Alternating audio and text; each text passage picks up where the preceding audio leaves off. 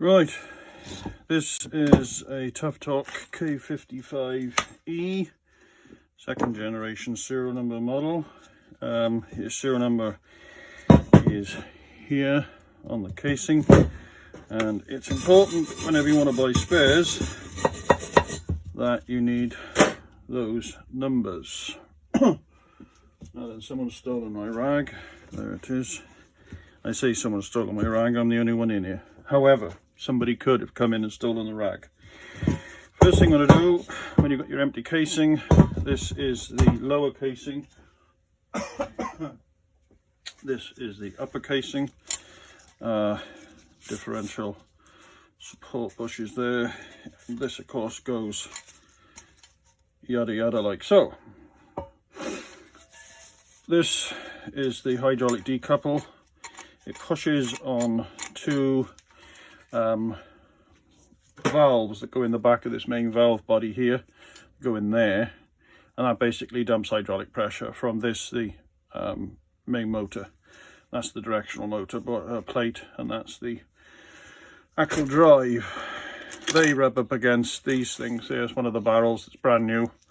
Well, brand new very recently. There's obviously two of them. This gearbox is in here because this is knackered. This shaft got new bearings for that as well. In fact, I got a complete rebuild kit from Tuff Torq, which you get the oil filter, you get two of these end axle seals, you get the top seal for the new shaft, which is here. So a new shaft, that's the input shaft. That's your belt goes on, the pulley that goes on there.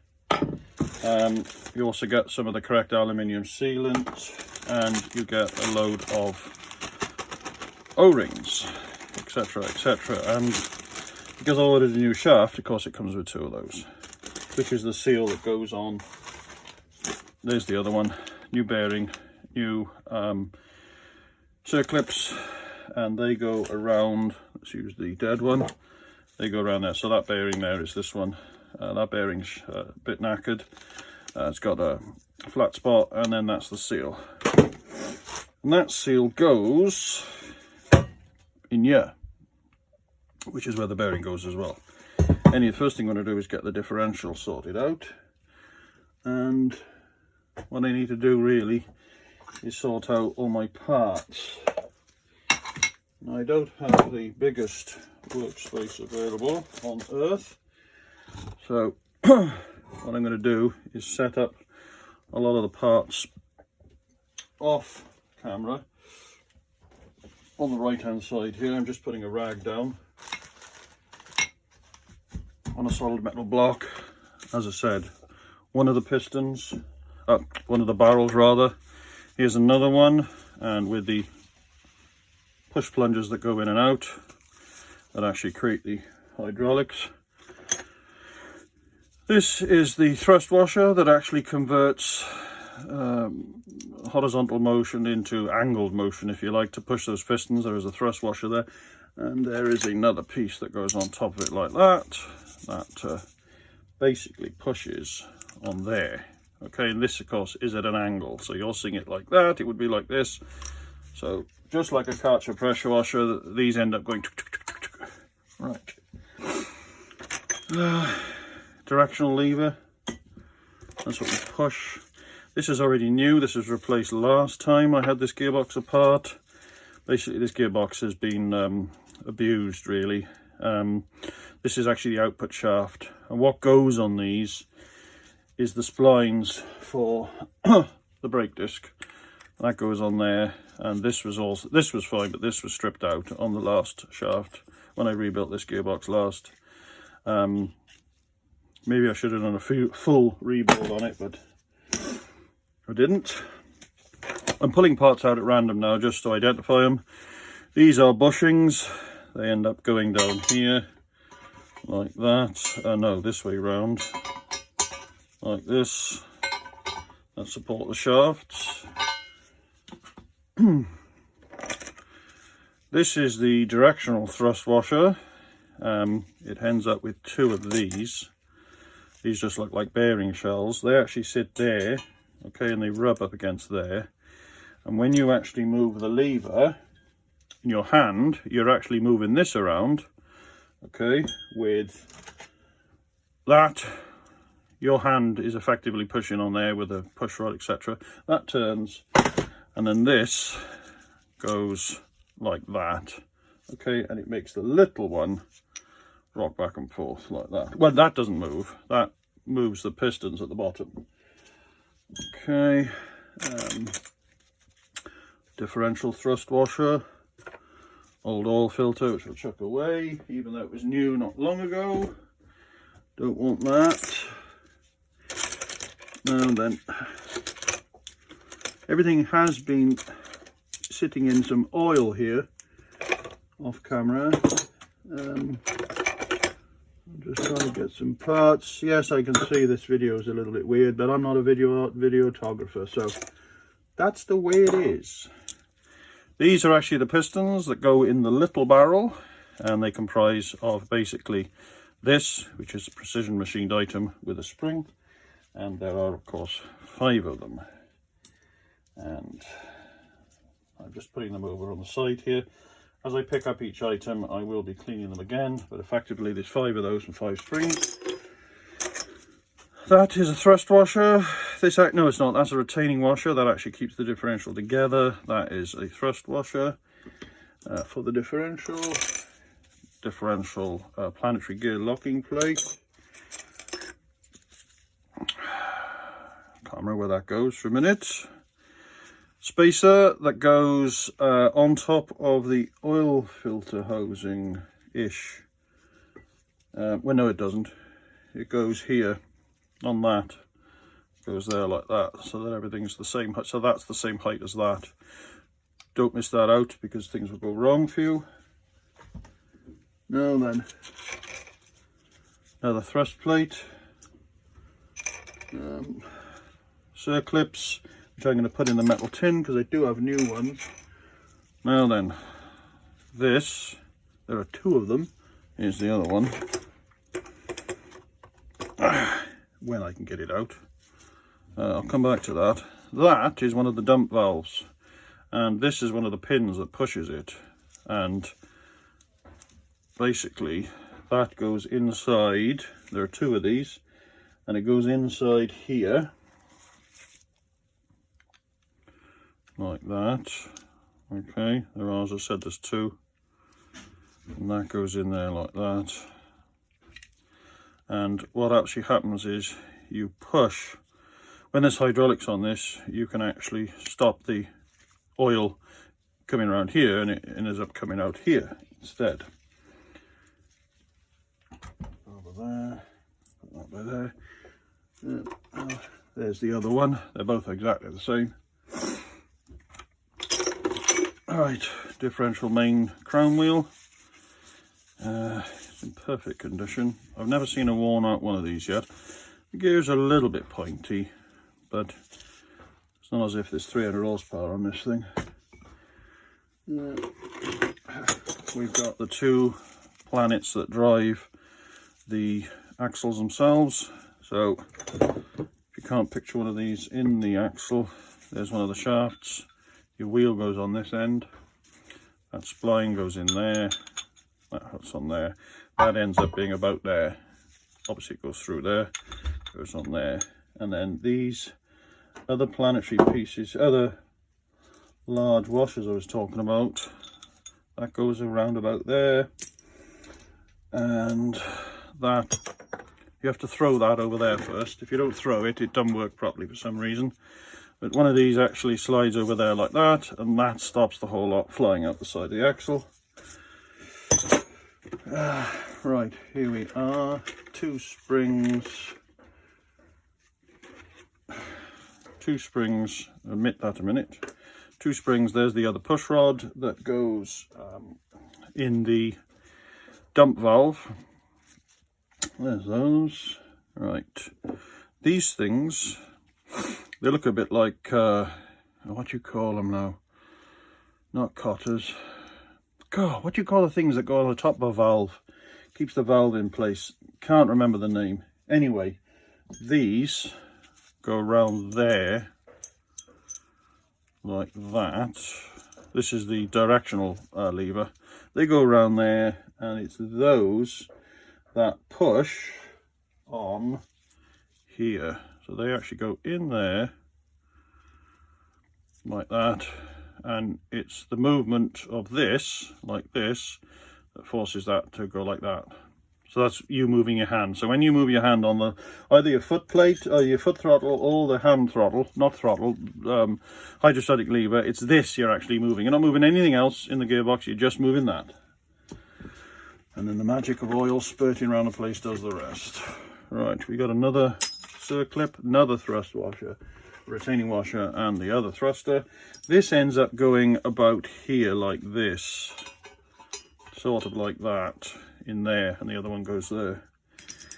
Other parts that are left, these build up the planetary housing, and of course here we have the two little planet gears and the little housing they rotate around.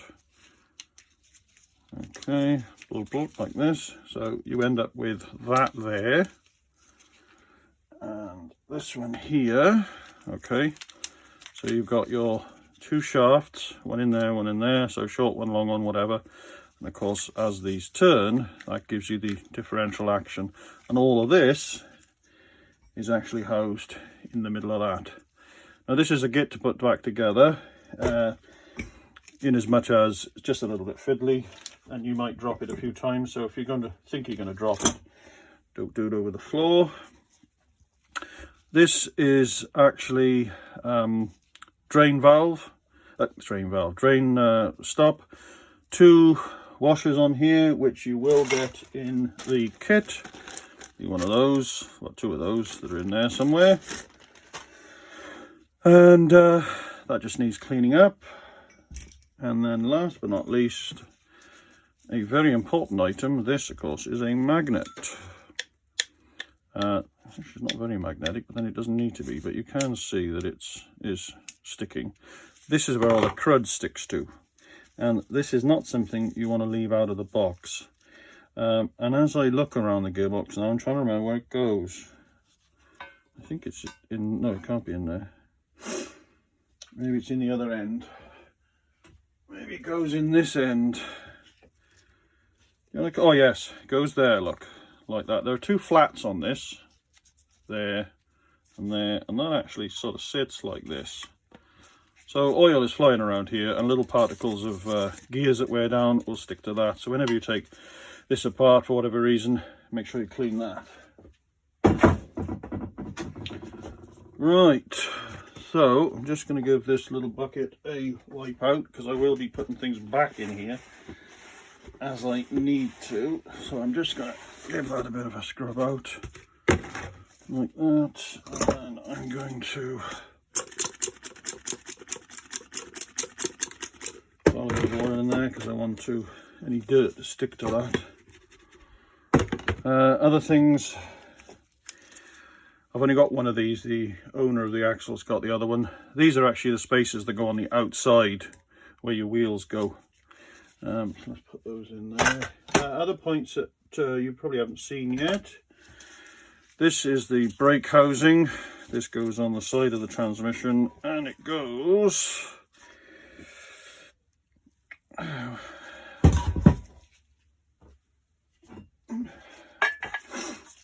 there, like that. That fits on there. Actually goes this way. And all this does is hold the brake mechanism. And the brake mechanism comprises, now this doesn't look stock because I modified it. A long time ago I modified this for the customer. This has been repaired and welded, etc. This is outside the box, so cleanliness is not mission critical. Just trying to get some crud off there.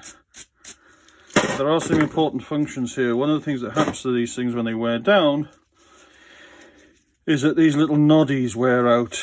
And those little noddies, that's a technical term, you'll see the half moon in there, not half moon, the circular cutout, that goes in there. And when the handbrake is in its static position. It could be a handbrake, it could be a foot brake. But when this moves, you'll notice how it gets pushed forwards. That surface is where the little brake shoe goes. And you do get a baby little brake shoe with these things. So you get your baby little brake pad. I should have said pad.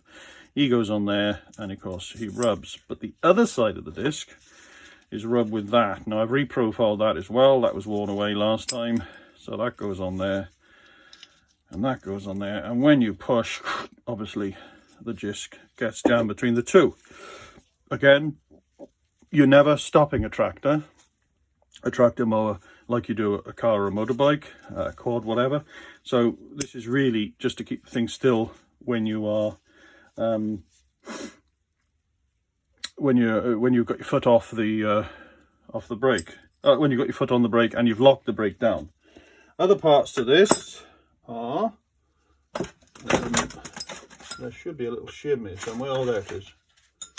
So I'm in another bucket at the moment. Right, you do get a shim. So as the shoe wears down, the adjustment from the outside is to put these little shims on. Okay. Right, let's get rid of that. I don't need any of that. And then this is the old input shaft. So leave that over there. Don't need that yet anyway. The first thing I want to do is just make sure that there's no crud stuck in here. I'm just going to get the airline so I can get to it, because I do have a lawnmower in here for service. I'm struggling at the moment just to get across the other side of the workshop to where the airline is. I just switch the airline on and pull that out of there. I'm just unwrapping unrolling a windy airline. I'll just put the compressor back on. Right, now then. Get out of it. Right.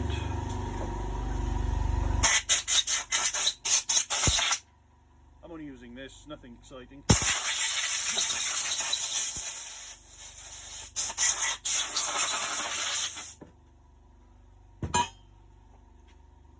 Right. First port of call here. Because rebuilding one of these, the first thing you're going to be doing is putting the gearbox, the differential together. So the old seals, I do have one somewhere. Well, they've probably already chucked it out, doesn't matter. New one has to go in there. Now then, you only have to push these in, right, a little bit like that, and then get yourself a socket and give it a tap. So I'm going to take the other new one. I'm going over to the toolbox now. I'm going over to the toolbox and just get the socket. Bear with me a second. Right. You want anything? Right. So I'm just getting a socket now. That will do nicely. I'm just going to get a socket that's the same size as that. I'm just going to tip this over, put him on the top like that, and of course I picked this up without picking up the hammer.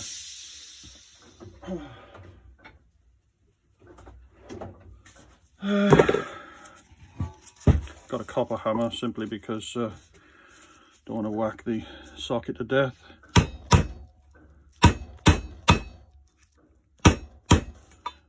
Check what I'm doing, it's going in a bit skew. Okay, it's going in okay now. I'm just checking to make sure that the seal is going in square, which it is. Okay,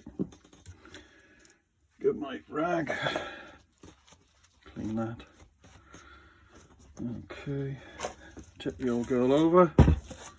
There's the other one that's still in there. So let's get that out.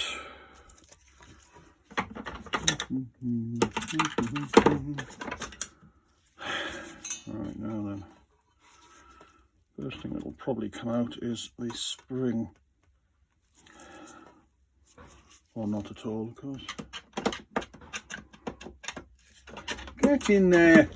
I'm trying to get a screwdriver back in the little slot. Right, let's get something with a little bit more wallop.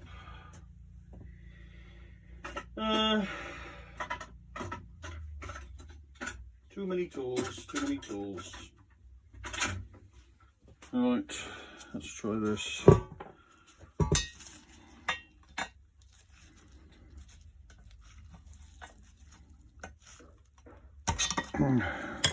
Okay, old seal out.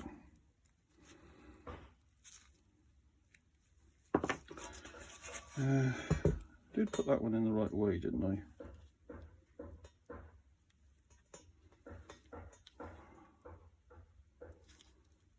Yeah, I suppose I did. Well, I think I'm in it. Will I put that in the right way or not? Beginning to worry that I haven't now. There's the spring, and the spring should technically be, I would have said, on the outside. So I'm pondering now. I don't edit videos, I don't know how, so bear with me a second. I'm just assessing which way round this should be.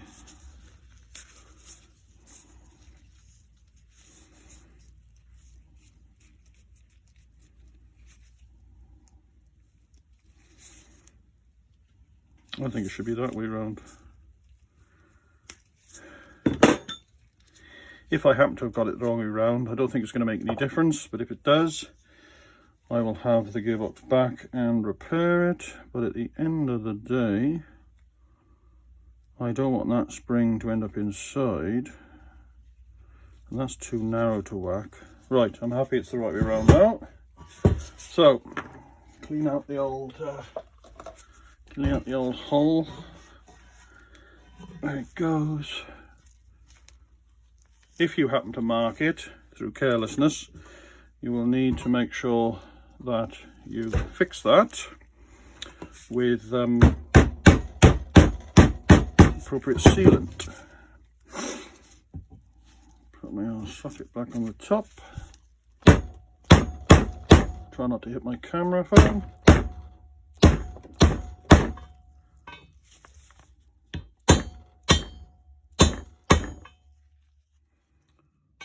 Right, this is nearly in.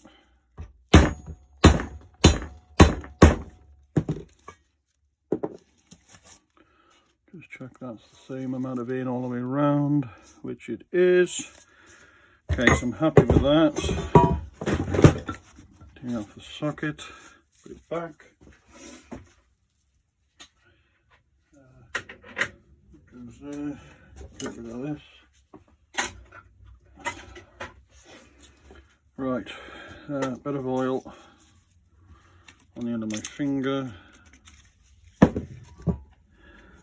Get that in there a bit. Any of you that find this horny, get yourself a bit of help.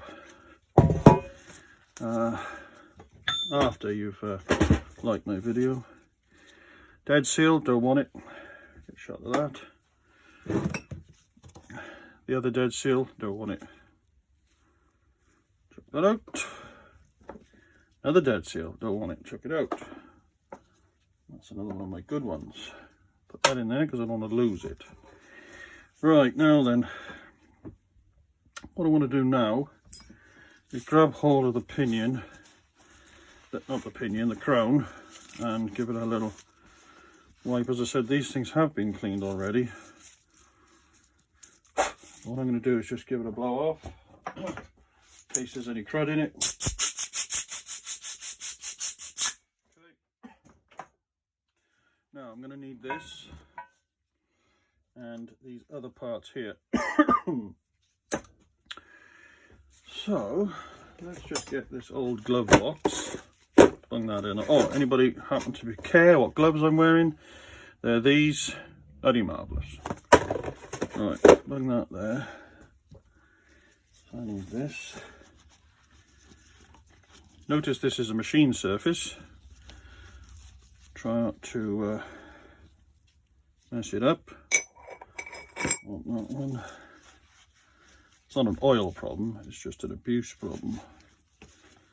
Okay, so that and this here. Let's give this a little bit of a wipe down. Now remember, we're not talking car tolerances here. Notice how these have worn. You see the shiny spots and then a dull spot. So this is obviously not round. But as I say, we are not talking about 400 horsepower here. Although that's grown by 100, isn't it, recently? Right, so I'm happy with those bits. Let's get the crud off these. Get the crud off those. Now, the way this lot goes together is a bit like this. Holding that like that. Get out of it.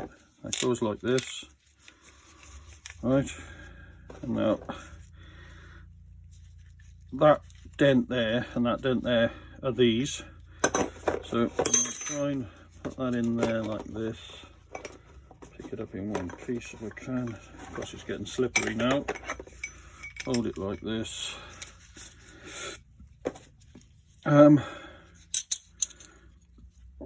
I got to think a minute where this goes. I think it goes like that. I can't actually remember. Anyway, for the moment, I just want to get that in there like that. Well, I have a quick think about how this fits back together. I think it goes like that. And let's hike that out again. Bloody hell, it's so slippery. Look like a cack-handed elephant here. Right. Put that up. Put that in there. Like that. Oh, I think it just goes like that. In fact, it does go like that. Yes, it does go like that.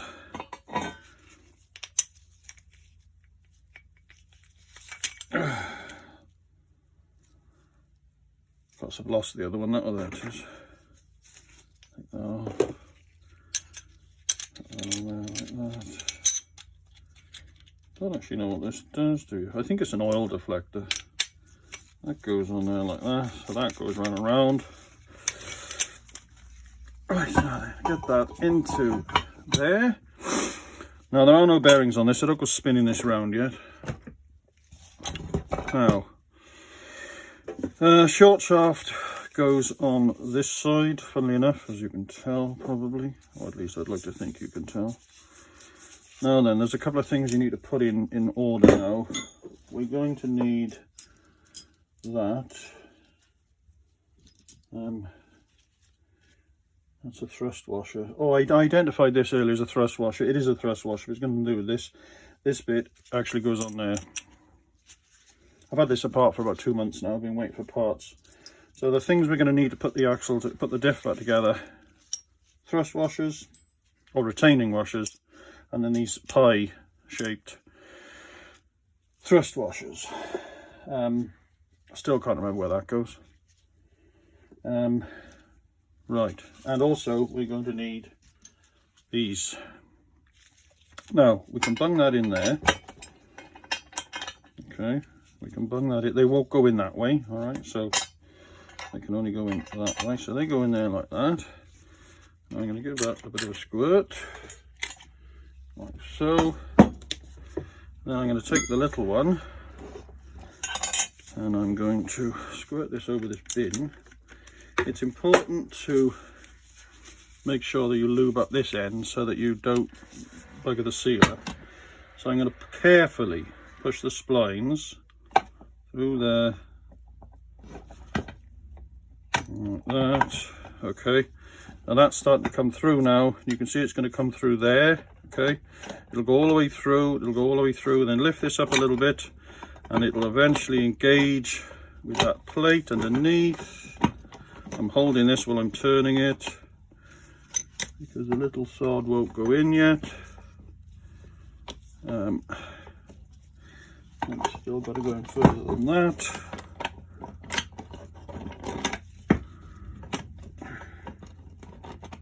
It's starting, it's thinking about it. Oh, there it goes. Right, so that's in as well as it goes. Now just there, I'll lift this up. Just there is where the retaining washer and the thrust washer are going to go. So I'm going to wipe my hands a bit because everything just gets slipperier and slipperier. And I'm going to take this, push it over as far as I can, like that. Now this one has to go in first, and it drops in. I'm going to try and show you. It drops in. Of course I can't see it myself at the moment. It drops in. It goes there. Right, so that has to go in there like that. Of course I've just pushed that out again now. As I said, this is a little tricky. I'm sure there's a knack to it though, but I'm knackered with that. Right, will you go in there please? Pick that up.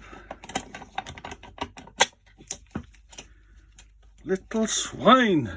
What I'm trying to do on the other shaft, there are 2 grooves there. I'm trying to get this to go in there. Oh, that's why, that's the wrong hole. It's supposed to go in that one. Why is that then? Right, let me try that again. As I said, there's no editing here, so if I'm making an ass of myself, enjoy yourselves. Right, that's gone in. I can push it all the way in. It's gone right inside the side of the pinion of the planetary gear. You can see how it goes in like that, and that actually retains it. Now, this piece, right, just drops in there like that, and then I can pull that back, and now that is actually in position. That's actually where it's supposed to go, like that. It doesn't actually do a great deal, as you can see, okay, but that goes in there like that, and it that's it. So it stops that coming out. Okay, so we'll do the same with the other side now. Just gonna lube up my shaft. I'll just reword that. I'm going to lube up this shaft, just getting it nice and ready. I'll move that over there a bit, and then again gently get this in there. Okay, that's in. Lube up there. I don't want to rip any seals. That comes through to here. That goes through there. Okay, it comes through. Get it to engage this. Which it's thinking about it. Right, that's in. So you can see that's turning now. Now then, I'm going to get that out enough to get the other one,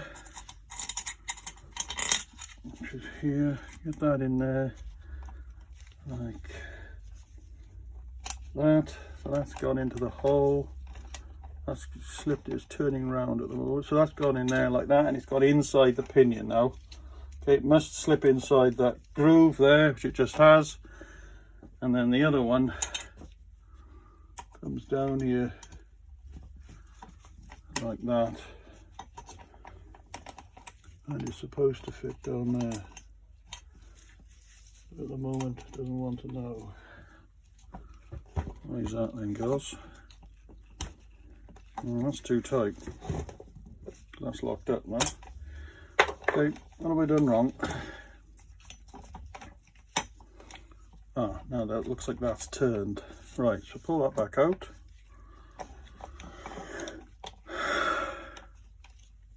Does that mean I got those back to front?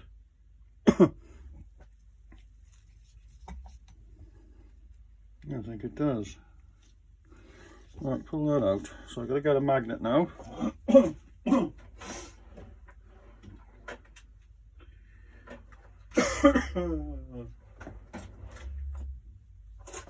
As I said, this is not edited. I'm now trying to find my magnet, which of course I can't.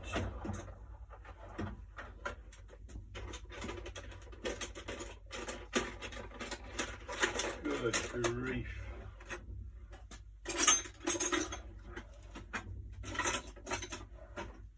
What bleeding hell's that gone? I got a genuine Tuff Torq magnet here somewhere.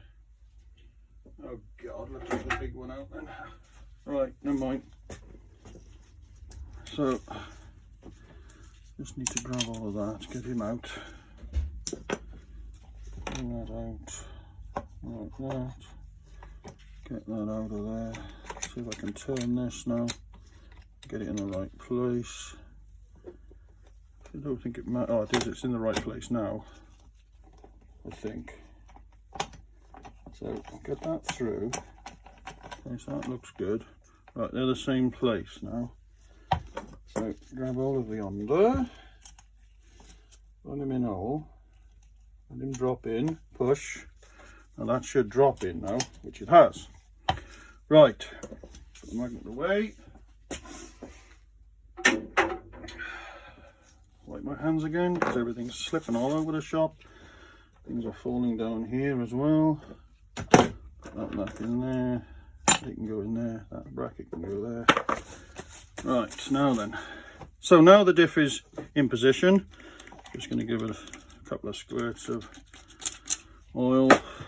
Not really necessary at the moment, but just want to make sure that it spins nicely. So the way a differential works, if you happen to not know, is that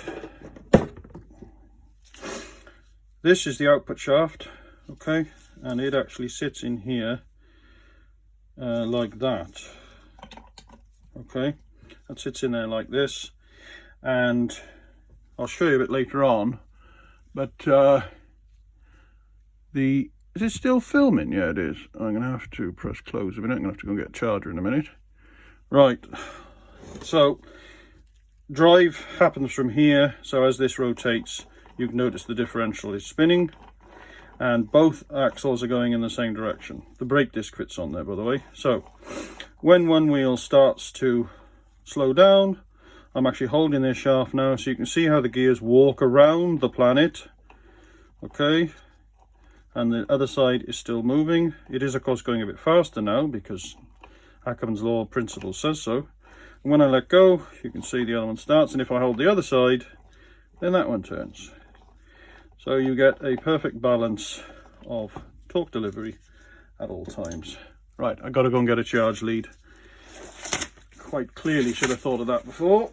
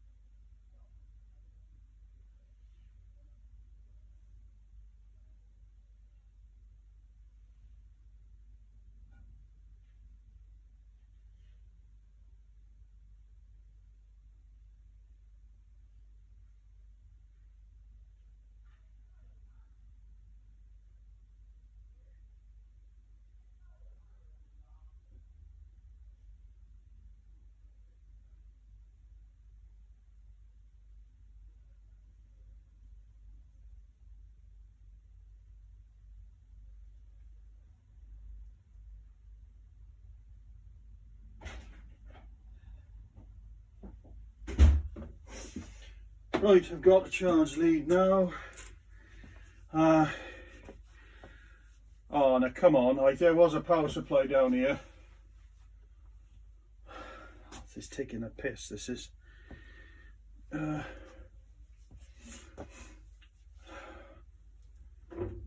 power it off this. I got one of these uni lights. This is an SLR 1750. Not sponsored, I had to buy this. Bloody marvellous. Magnet, Dewberry, and tripod mount, on-off button, variable brightness, and also it will go red like that, and flash red as well. But it happens to have a powering, you know, what you call it, a Dewberry, a charge port. So let me get this out of any filth. Get it over there. Put my charge lead around there. And plug that in there. Is it charging?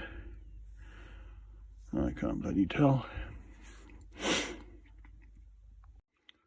Okay. This is about the 5th time I've had to restart this now because the phone's ringing. Right, okay, so here we are in this section here. This is the part of the mechanism that changes the direction of hydraulic flow. And I've oiled the shells up and I'm just putting them in place like that. Make sure they're oiled. And this little chap here is made up of 3 pieces, well 4 actually. There's the body here. These surfaces are machined. They don't carry any oil pressure. Don't mark them just because it'll be graunchy or could be graunchy. In here we've got the one side of the thrust race, the thrust bearing itself, and then the other thrust face, okay? And just feeling as which side I think is the worn inside. I think it's actually that side. I prefer the feel of that side, I think. It won't matter if these are new, but if these are old, it will. Anyway, get those out of there. So that's going to go on there. So this is the next port of call. So here is the lever that actually does the direction changing. And it has that O-ring there. So I need to replace it. So in the kit, I would have said that that one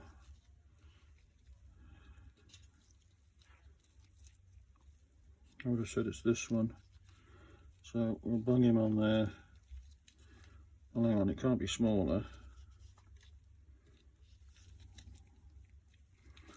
Right, so that is the new one. So we'll put him on there like so.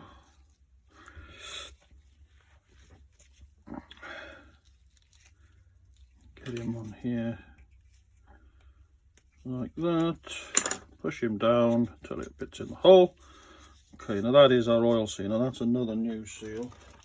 That is the old one. Okay. This goes towards the top of the transmission, and the top of the transmission is of course under there. I'm just checking that with the other half. No, I am actually wrong. That is the top. No, I am right. I'm right. So basically this needs to go in like this, okay, and it goes in after I put this lot together. So making sure that this is clean, making sure that it's got oil on it. I'm going to pop that in there nice and gently. Make sure it flows back and forth nicely. If there's any graunching, you need to take it out and clean it, but that's lovely. Give some oil to that, put some oil in here. Okay, pop that in there. Get our thrust rice, put that on there. Okay, I'm happy with that. I'm happy with that. Right, now then, I'm going to build the motors now. I'm just going to blow these out. One. Put that in there because I'm happy that's clean. Now what I'm going to do now is take all the springs and the pistons apart such that I end up with a handful of springs, and I'm just going to give those a blow. Keep hold of them because they will fly about. Right, one piston at a time. Give that a little bit of a blow, and I'm happy that this is clean. Cleaner than the workbench,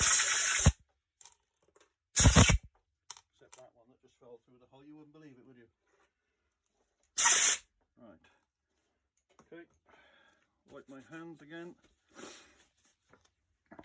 Right, grab hold of this, spraying oil in there. I'm going to get a seal, and as my hands are already filthy, well, not filthy, covered in oil. Put that in there, that feels great. Got a couple of springs on the go here. The springs are different for the different pistons, but as the other one is still held together, I haven't got that wrong.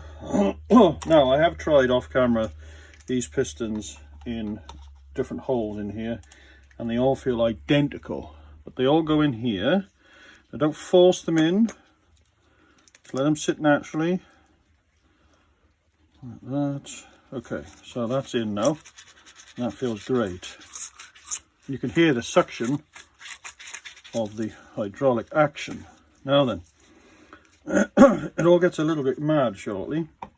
Just going to put that there. Now this one hasn't actually been apart.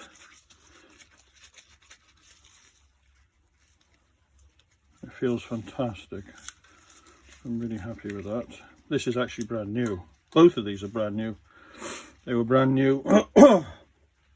I should really, when I rebuilt this last.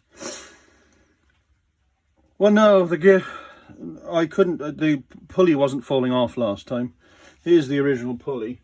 This is actually why this is all started. That spline is knackered, and it destroyed the input shaft spline, which is what is lost on the bench somewhere, never to be found again. It was here. How can it be lost? Well, there it is, the new spline.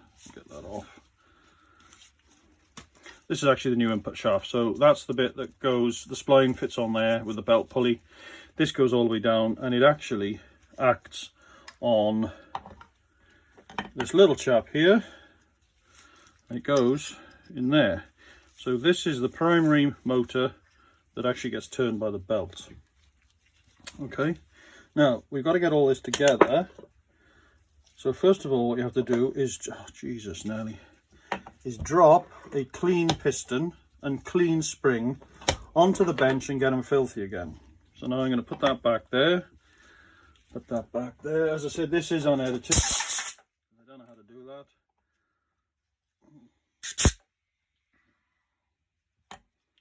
Put that there.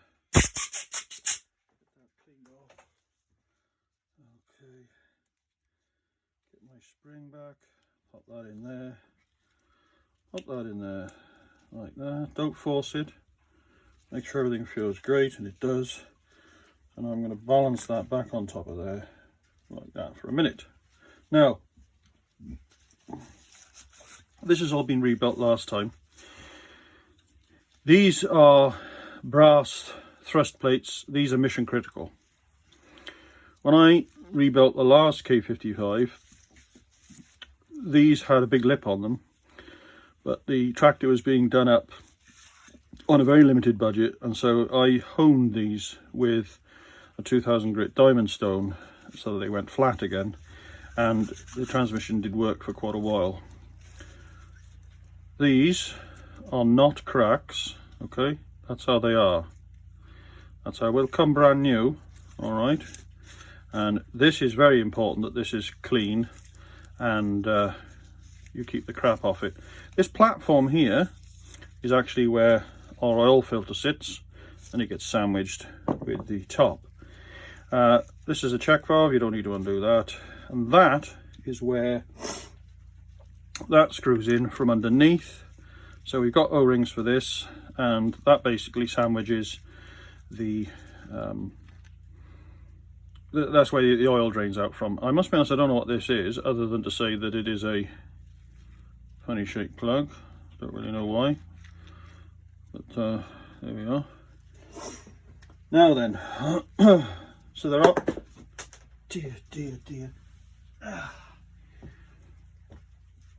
Cleanliness is important, so if you're cack-handed like I am, you don't want to be dropping everything, because it's just going to go bloody wrong, isn't it? Right, I'm just going to blow out the piece where that fell out of, and give it a wee squirt of oil. And I'll move about. Right, now then. The trick here now, right, is all of this has got to go together in one move. And it ain't the easiest thing in the world. So what I'm going to do is I've got to put bearing on that, okay, because all this is important. And I'm just going to check the thrust plate. Now then, this thing here, this is something that often breaks. I've had one of these break before. I'll leave the thrust washer. This is just cast aluminium, or muckite, as I like to call it, because, you know, this isn't exactly high grade stuff. You can buy that separately. They're not particularly expensive, but you can buy them. And it sits about here. Well, I say about, it fits with that piece there, in that there, it sits there like that, and the other motor is here. It comprises this, and again our thrust washer. Now this thrust bearing is much the same as that one, only this is a round bearing as opposed to the square of the other one. That fits in there, that fits on there, and job's a good one. Now I'm going to give this a little bit of a squirt of the old good stuff. The oil I'm using, by the way, is the correct 050 that this transmission runs on. Goes in there, give that a little go.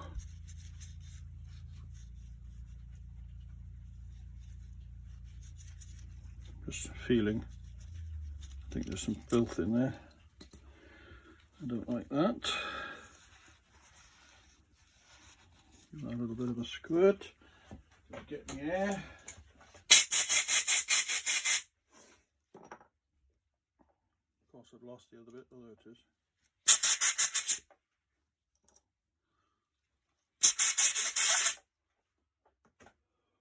Right, I'm happy with that now, so I'll put that back together.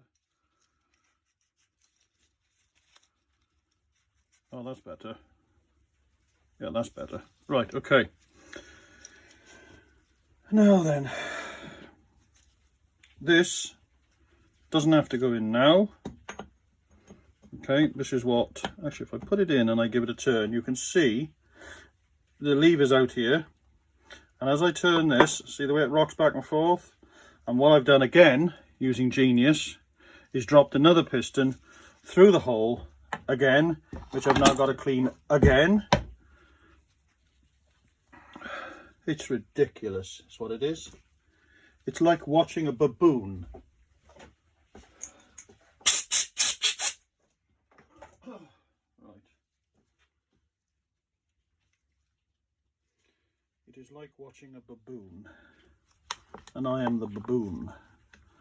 So I'm going to hold it this time. So basically, as this turns, this goes backwards and forwards, and it changes the direction of the piston. Now then, get that back up there. Right, now you sit there, please. Just sit there. Get that out of the way. Right, I've replaced that. I'm trying to just think a minute whether I have to put this in now. I think I will put this in now. I think it probably has to go in now. Bit of oil on there. Good bit of oil on there. Now then, I'm going to need these cups that go around here. Like that. Those go around that ball joint there, that ball there, like that. Okay, there's two of them, and then I need to drop them in there like that. I'm just going to lift this off again. Right, I haven't dropped it this time. I'm putting it down sideways so that no filth goes in, and I just need to get this up and in, like, get in there, you cow son. Oh,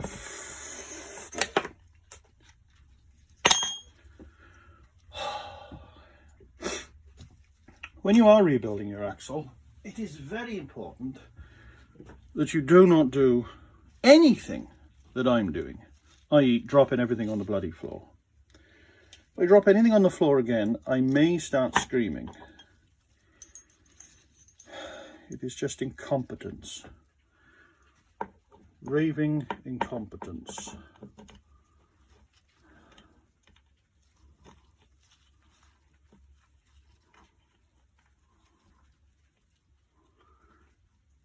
Will you get in there, please? Right, it's in, it's in, it's in. Right, give this a push now. There it is, it's on an O-ring, so that sits in there like that, and you can see how that pivots back and forth, okay? That goes like that. A mildly successful part of the operation was just achieved there, which in itself is a miracle. Right, now then, as I said, there is probably a trick to this, which I will confess to probably not knowing. But this is the way I have done it a couple of times, and everything has worked out in my favour. So I'm just going to stick with it. Okay, so I'm going to put this here, okay, with its two bearings through there, right like that, and that has to go on there like that. That has to go through there like that. Right. I'm just trying to think now. That just goes like that. It goes through there. Right, all the way through there like that. At that angle. Like that. Okay. And then, so this slot's all together like that. You've then got to get all of this, and you've got to put that on there, and you've got to get the whole lot together and sandwich it down on top of this as well. As I said, I bet there's some kind of special tool for this. Just checking all these go down nicely. So I'm going to tip that up again in the hope that I don't drop another one. So that goes there. Now I'm going to shower this with oil. So I've got that plenty wet. And here is this part. And this part's going to go on there, and this part's going to go in there. So what I've got to do is get this in there. So that's trapped below there. And then I've got to push this. Oh, Jesus Christ. The fucking pistons have come out now. What a fucking disaster. What a disaster.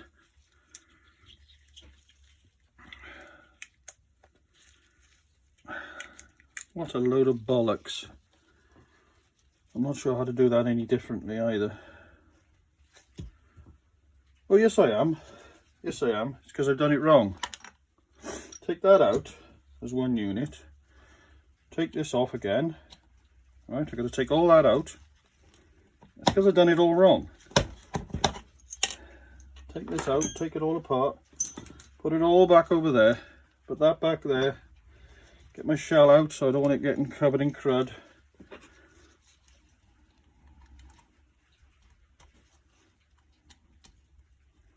Of course it doesn't want to come out, so when I lift the transmission out, like I lift this up, those could fall out, so I'm actually just going to turn it over to about here.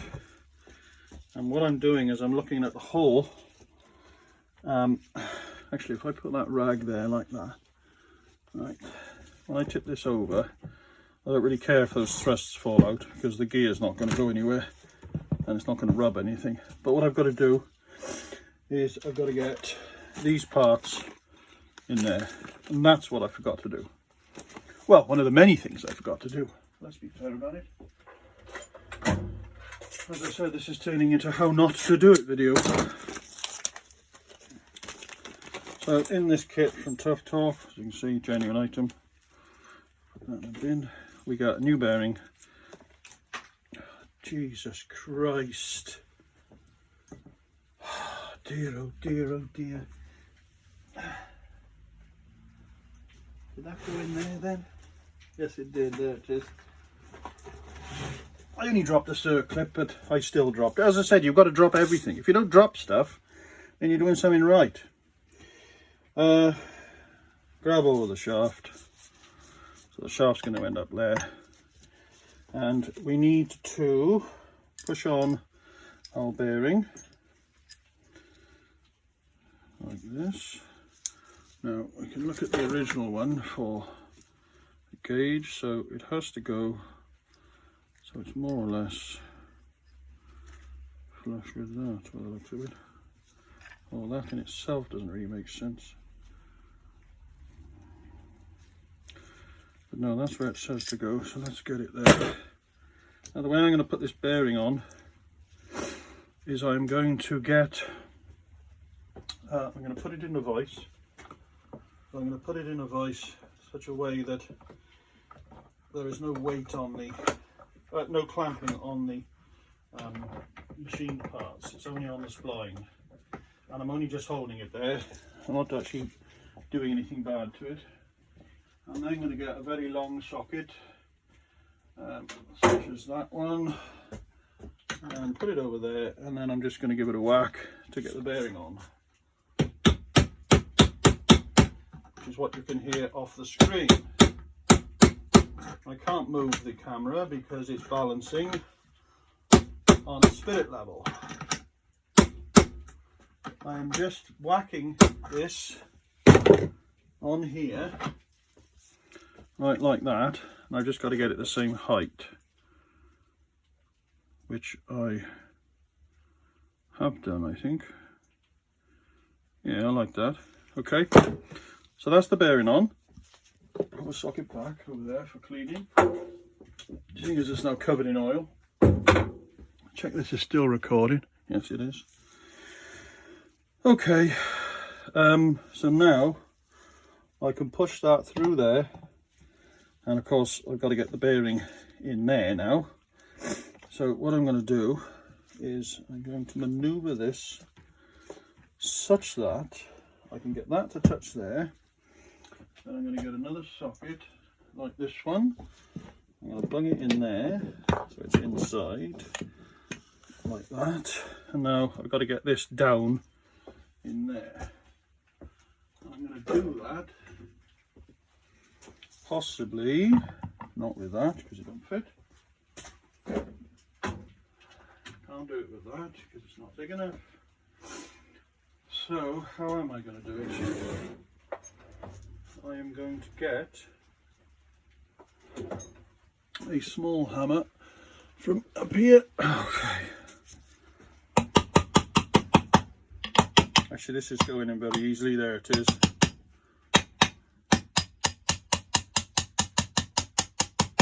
Okay, that just bottomed out nicely. I just remembered now where the big circlip goes. It goes in there. Big circlip goes in there. Right, circlip pliers. And I'll just check that there is a groove there. There is. So let's whack that in there. Now I don't have a pair of circlip pliers that go the other way. So I have to push and, oh, Jesus Christ, I have to push and spread these at the same time. Tell you what, I try long nose pliers. Where are my long? Oh, there they are. Right, let's try these. Do they actually fit in there? Of course they bloody don't. Let's see if we can get away with it.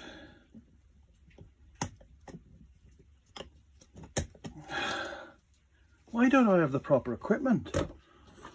Let's try these ones. These are ones I made a long time ago. Let's have a look. Aha! Result. Screwdriver. Push. Right, that's gone into the groove now. Let's put those over there for cleaning. So basically now I can't lift this up, otherwise the thrust bearings will fall out, but that's now in and the circlip is in the right place and I can see that it's gone into the groove. And now we have our oil seal, which I'm going to smother in oil and gently put it over here like this. Gently, gently, gently. Get it started, and I'm just going to push this down like that, because that doesn't need to go anywhere. It just needs to keep the Watson in position. Oh, that feels marvellous. I'm happy with that. Make sure it's in and it's parallel. Oh yeah, I'm happy with that. I'm happy with that. Right, so now there are these two clips, by the way, go top and bottom. They actually stop the this thing going down too far, and so it keeps it sort of there. You can see how bad this one is. So I will put this on. Where's my Jippo set of debris? Oh, of course I need the spreaders now. They're funny, isn't it? So now I am going to put this one on, like so. Get it split open like that, drop it down. Okay, that's gone in its little thing, and that of course stops the falling all the way down. Right, now then, let's get this back over. Of course, one of those has fallen out. Be careful. Popping back in the owl. Okay. Now, of course, now with that shaft in the way, it sticks up. It's a bit odd, but that's the way it goes. So, get that out from there. And I found out that we've dropped the other one as well. Make sure the retaining washer is still in there, which it is. Pop that back in. Okay, happy with that. Now that's there, right, we can get back to where I was before. As I said, don't do what I'm doing. So we've got the one shell in there. Need to find the other shell. It's on the bottom of that. Take it off. Pop that on there like that. Make sure there's no filth on that, which there isn't. Plump him down. Make sure he goes nice and side. Grab hold of this. Grab hold of these two things.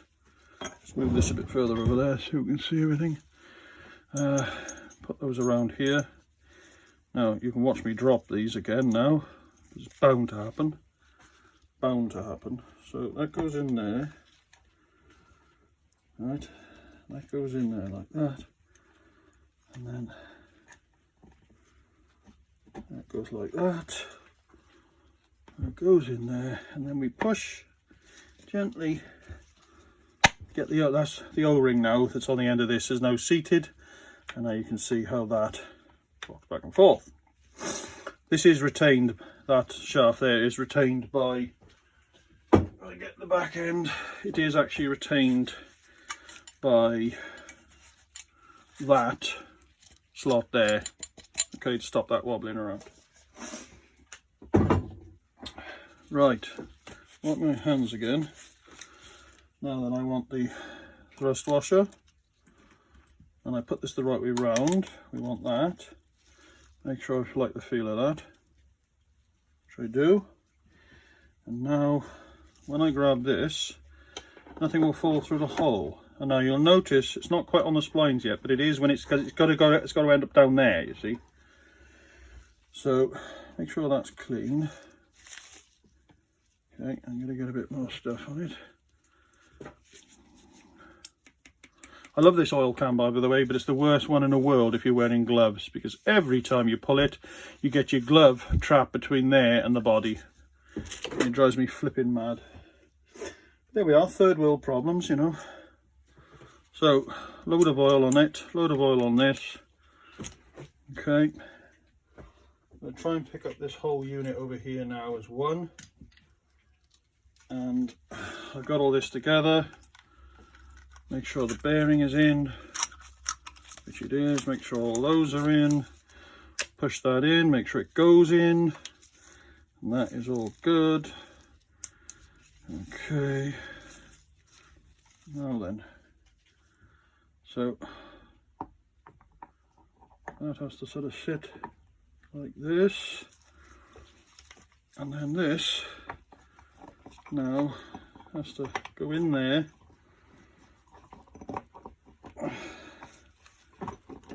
It all gets a bit mad.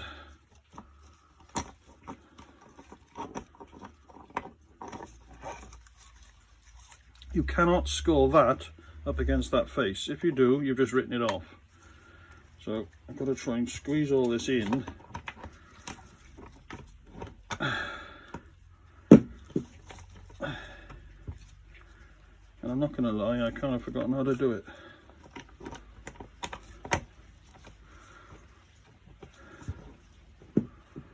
Yeah, that goes like that, and then you've got to sort of push it down on top, haven't I? Again, I bet there's a special tool for this. So let's relax that, lift that back up again, and then push that in there. Get the shaft to mate up. I'm just trying to get the shaft to mate up with the hull, like that.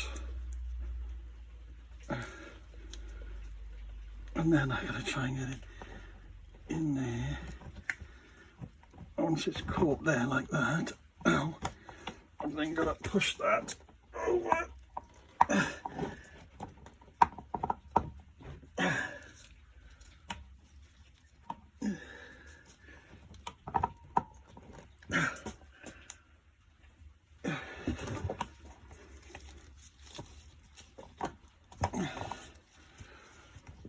I'm not pushing down, I'm only trying to push across.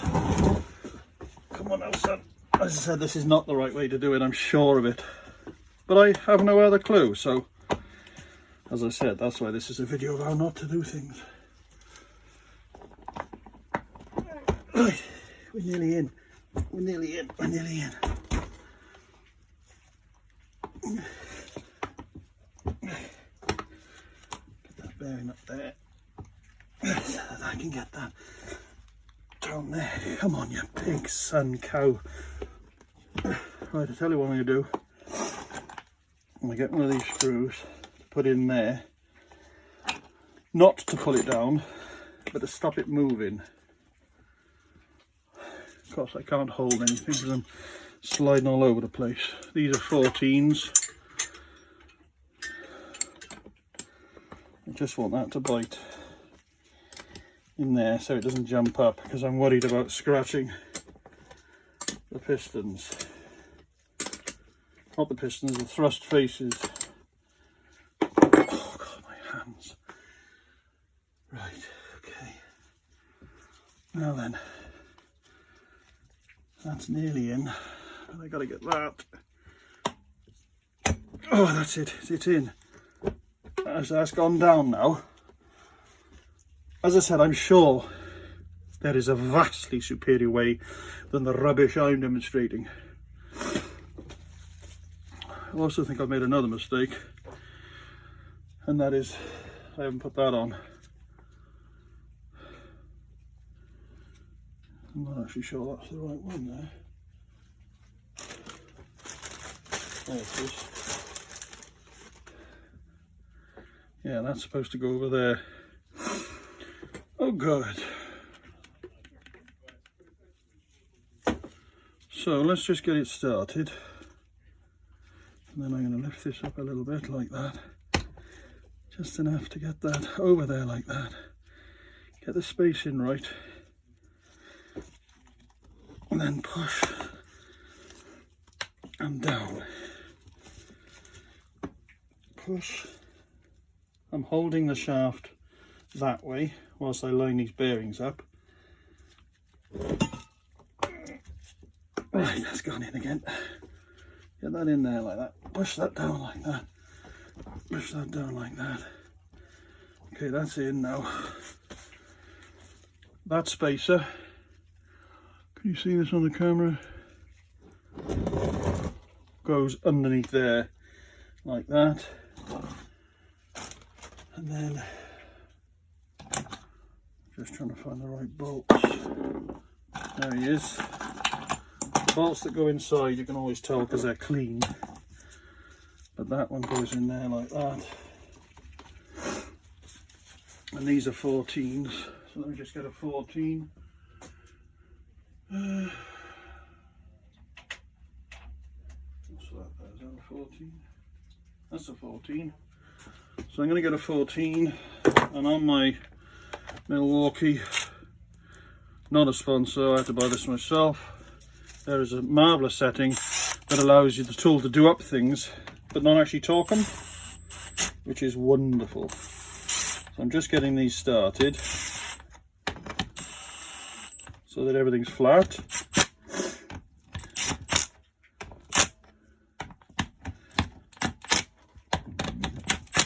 Right, so they're not torqued down, but that is flat. What I want to make sure is that this actually turns, which it does. Got to make sure that seal is in the right place, that bearing's in the right place, that bearing's in the right place. That's all in. That still turns, which is a bonus, of course. Right, now then, I'll just lock these up.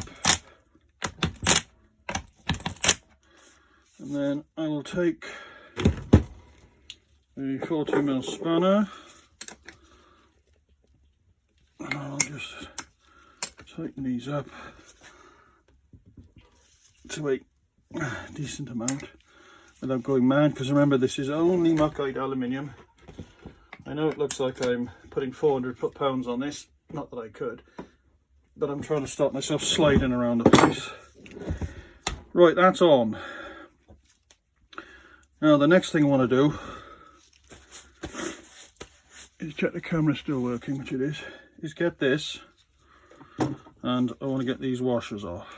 So we've got this little one here, keep them by me a minute, and then this one here. Right, I'm going to give this a little bit of a clean up. It's a bit of a mess. So I think what I'll do, how best to hold this, do you think? I think what I'll do is get,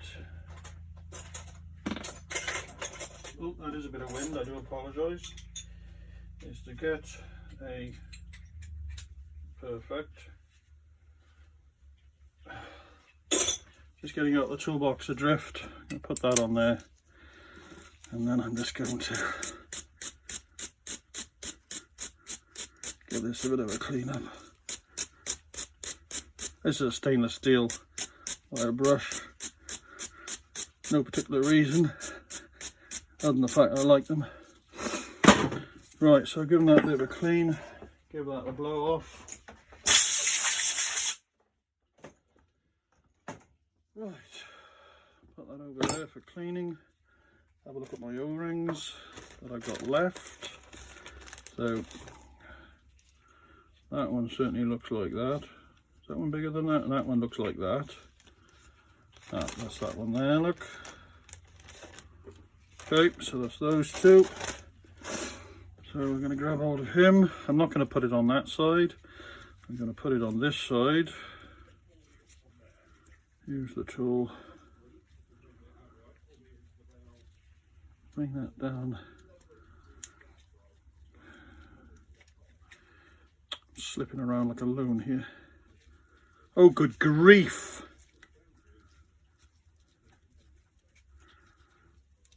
Right, this is soon going to get pulled down to hell and back. Right, that's back on. That's the problem, slipping all over the place. He goes down there. Take the other one. He can go on like that. Put those in there. Give that a bit of a clean off. Bit of the old magic in there. I'm just going to put this on now, mainly because I don't want dirt to go into that hole. I can go down there, tighten that up. I don't intend taking that off again. Don't need to worry about the brake because it's all on the outside. What I do have to worry about now is the drop-offs, the pressure drops. So these go in this way, like that, okay, with springs. So they end up being like this, okay. And what we'll do, we'll get a load of oil on there, pop them in there. They're both the same, so it doesn't matter which way round you put them, and they also don't actually fit anywhere particular. Just make sure that they fit it. See, I'm trapped again on that now. Pathetic design. Just going to double check that I'm happy with this. Okay, so he's gone in, put that there. Grab hold of the other one, the spring and the pin, push them in the back. Give them a bit of a squirt in the back here. Poke that in there. Don't force it, just make sure it goes in. Okay, there are two balls in there. When pressure builds, the ball seals, and of course when you do that, the ball can't seal. Pretty self-explanatory. Right, I'm just looking at things now that I may have forgotten.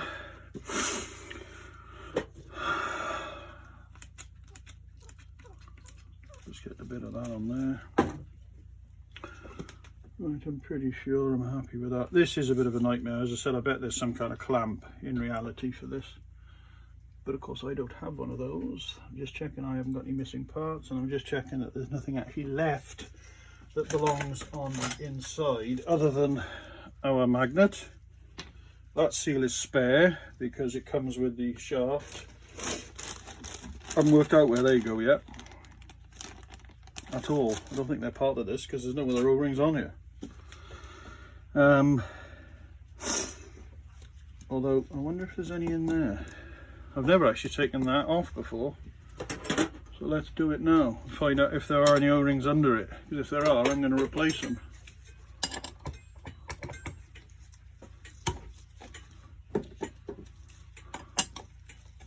Feels like there's O-rings under here. Let's not do things manually. What is that, a 19?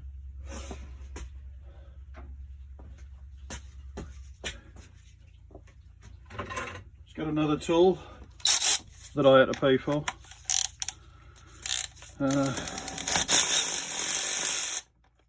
Right, what is under here then?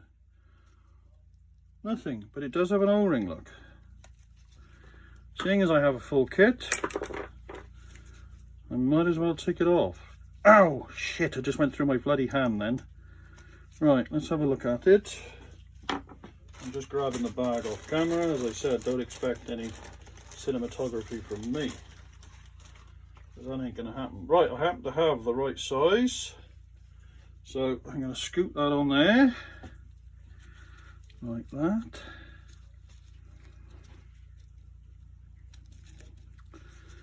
Okay, and then I'll bung it back in a hole.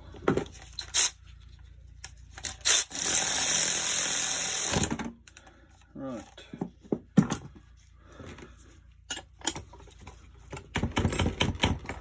Okay, that's fine. And over there. Right. So, we are pretty much built here. As I said, just double checking because I don't want to take everything apart again. Now, I genuinely don't know what that smaller ring is for and what those two are for. And there's also a crush washer here. I don't know what that's for, because I've not seen anything else, unless it fits under here. No, it doesn't. There is an air bleeder here for oil. It goes under this cover. I wish I hadn't taken this off now, because these things can be an absolute whore to get back on. I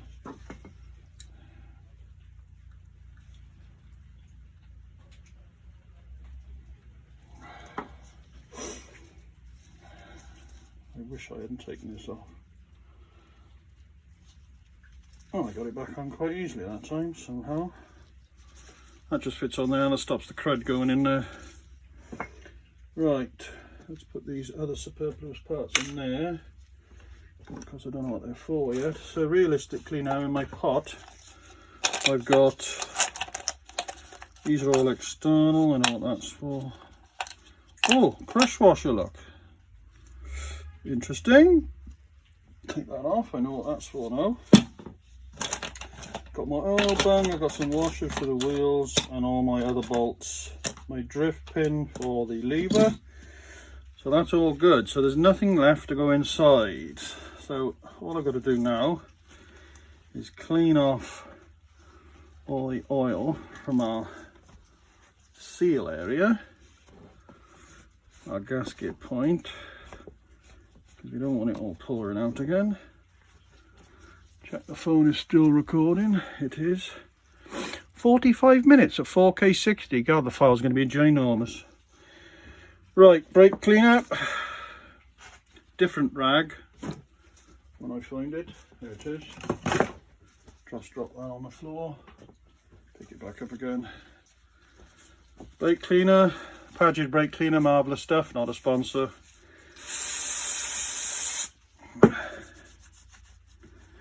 The stuff they supply to seal this back up is going to need a clean surface.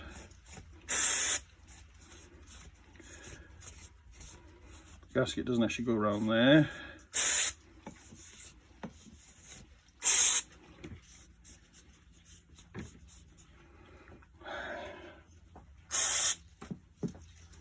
Have to go left-handed now.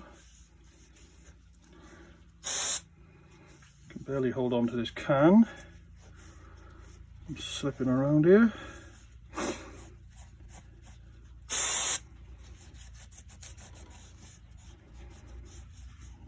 Okay.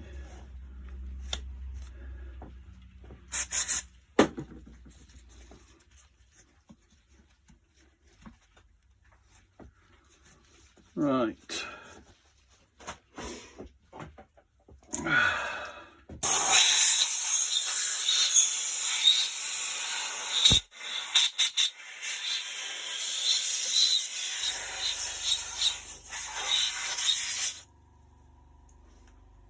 That cleaned up.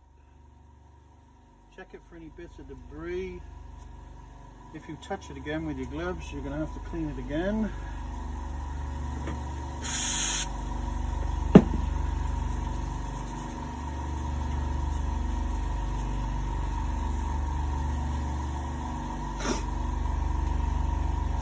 Okay, I'm happy with that.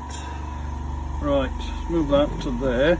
Now then, don't forget to put this on there. We get the other piece of the puzzle. Make sure this is clean now. So I'm just going to move this out of the way. I'll put that over here. Like that. A bit of a wipe up here. Grab the old wire brush. Now this wire brush is a bit manky now. Grab the old blowtorch. All they're doing, of course, is just burning the crud off there. Right.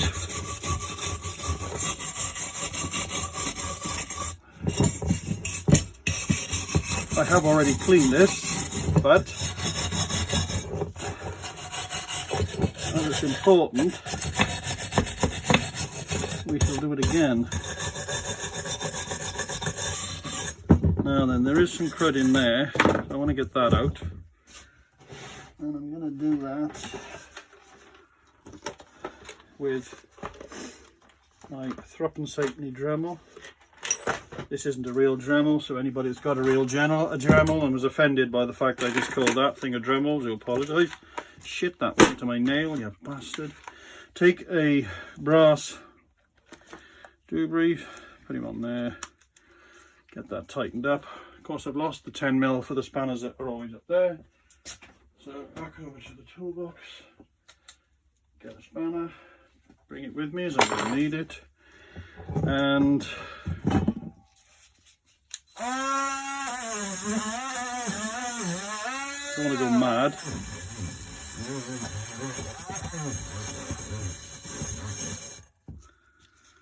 That wasn't enough torque.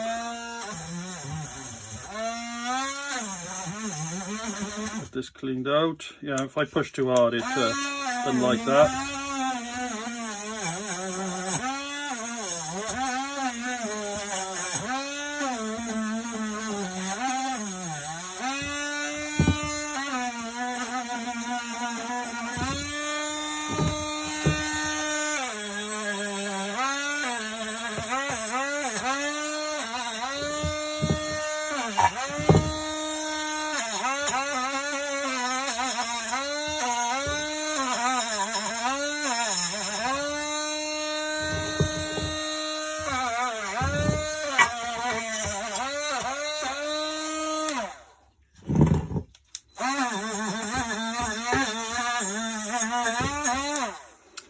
Right, that'll do nicely.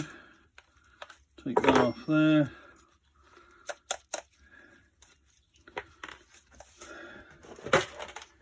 Put this $9.99 thing back in here. Does the job for me. I would like a Dremel, but can't afford one of those, so have to make do with that. Goes in there. Put that back in there. It's all fine. Take this spanner, which I've just found out has got a load of airline compound on it. Put that for cleaning.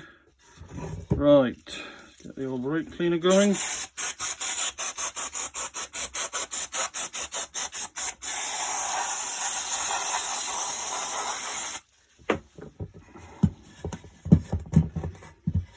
Okay,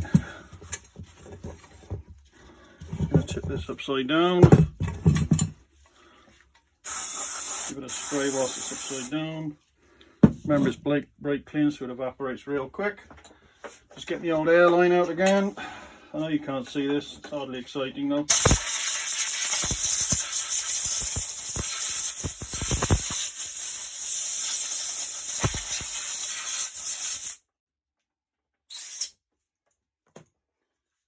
Right, there's our clean casing. Now then, just going to make sure that there's no silicone sticking up. That's now clean. I'm happy with all that. These 2 points here are where the thrust bearings, not thrust bearings, the bushes sit either side of the differential. I'm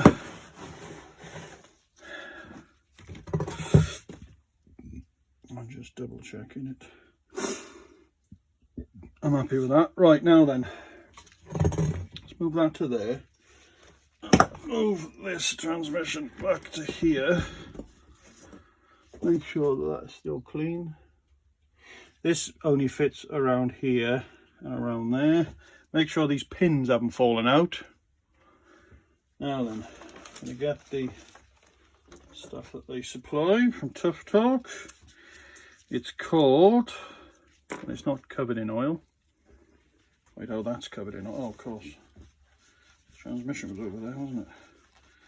It's called, not the right way around for you lot. Right. Let's continue. So the stuff I'm using, which is the right way around that way there. Where's the lens? It says all-in-one silicone for aluminium, okay? And it's what I'm going to use for the gasket. So I pierce that, screw that on there. Now then, one of the things I'm going to do first is put the magnet in the top of the transmission there, so that when I glue it back together I don't forget to do it.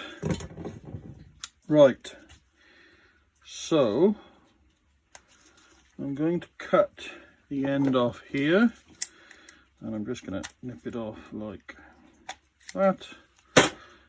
I would imagine that's going to be enough coming out, possibly not. Let's do that again, only bigger. Right, let's try that. Okay, and I'm going to put the stuff on this side of the axle. Don't need any there, okay, because it's a different height anyway, but you do need it along here and obviously around the perimeter. So let's get a nice bead of this going. I will go round the bolts completely, like that. Probably cut too much off this nozzle now, I'm thinking. But there we are. You can't do everything with an air of genius. Okay, squidge along here.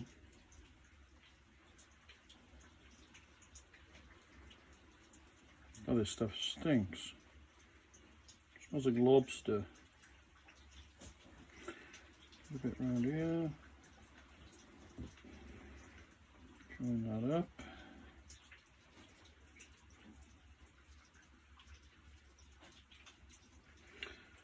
Okay. I am going to move this around, I think, with my fingers later. I'm trying to do it now and see how it goes. Oh yeah.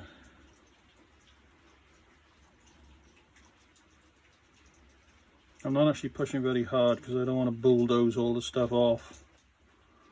I just want to make sure that I do get it on all the surfaces. Remember, these aren't precision castings, so the tiniest bead is probably not going to be enough, although what I'm putting on is probably too much. But I'd rather be cleaning off sealant than it pouring oil everywhere. Right, let's spin this around so we can get to the other side. Right, let's continue.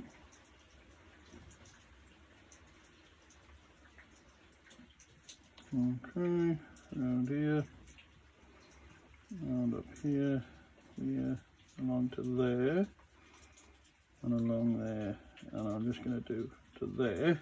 I don't think there's... Actually, that is a hole, so I think I should do there. Right, let's come around here.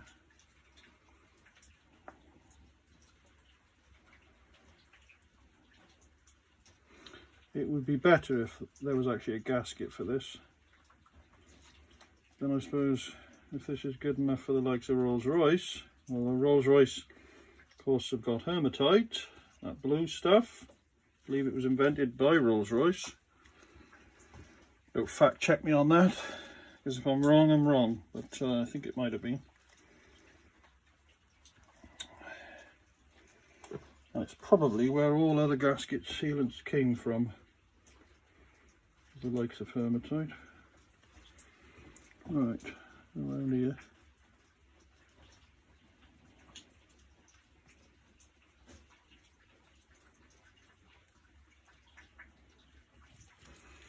Right, let's try and get this to look a bit more presentable. As I said, I'm not flattening it out because these aren't precision surfaces, and therefore I could actually be causing a problem.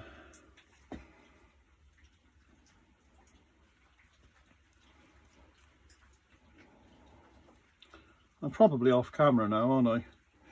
Where's my finger? Oh yeah, I am off camera, yeah. As I said, I'm no videographer. You're lucky the camera's facing the right way.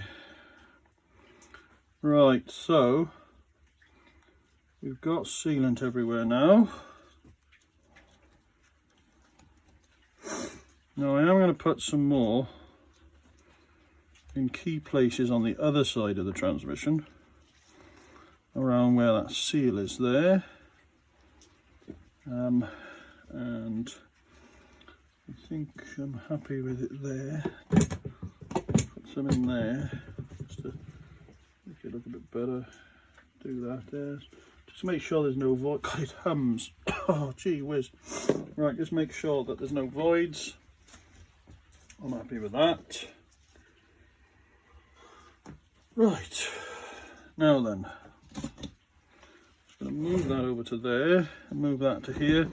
Just going to have another final check. Got those in, I tighten those, I tighten that, I tighten that. That's tight and it can stay where it is for the minute. That's in, that's in, that's in. That's okay there. That's all fine. That's all fine. That doesn't matter which way round that goes. That mates up with this surface in here, gets crushed up against there. Right, I think I'll close this up now. I'll just triple check once more that I haven't got any parts left over. Right, that goes outside, that goes outside, that goes outside, that goes outside. Right, okay.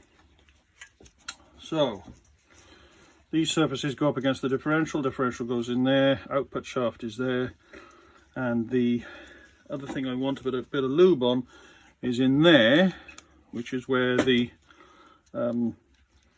what's the name goes, the direction changing lever. And also I'm putting some lubrication here because that is where this bolt is with the O-rings on it. Right, so line up the holes and then drop him on. You may need to move that a bit. We've got to get that through there like that. Like that. Okay, so that is on. Right now, out of the old box of bits, these are all the same size, so well, two I think. And it's not difficult to tell which one is which. That's from a BMW, so let's put that in there. I'm just gathering the bolts that are the same size out of this pot. Yes, that's one as well, that's one as well. Right, so let's just get some of these in. And you'll be able to tell if they're the wrong ones because they'll stick up too high.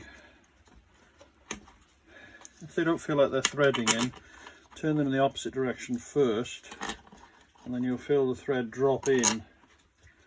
That's the easiest way to make sure that it is actually going to be in the right place.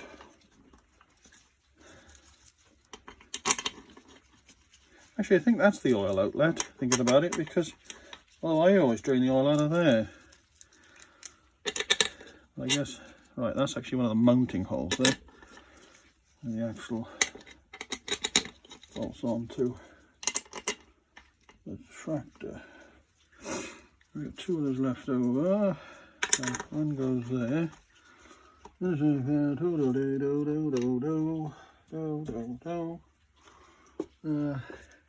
Pretty sure some go in here. Yeah, one goes in there, which means I should have one left, which I do. Okay, and that can go there. Right, now these are 12s, I think. 12. Is that a 12? That is an 11. Is that a 12? I can barely bloody see the writing on that. What does that say? That says 13. They're not 13s. No, they're not. So where's the pick? What's that there? That's a 14. So what's happened to the 12 then? Oh, now come on now. Where is it? There was a 12 here at one point. There it is. Right. Again, on the old Milwaukee on one, which is, sorry, that one there, which is doped over tightening. I think I got that wrong in the last one. It goes full speed this way, but not that way.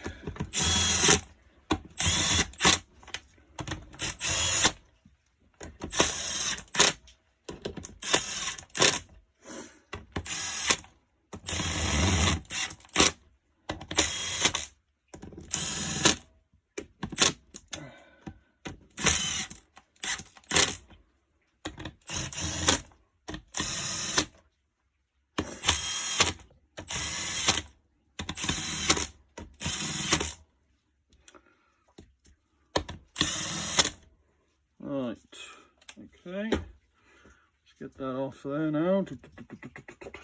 Okay, get a ratchet. Okay.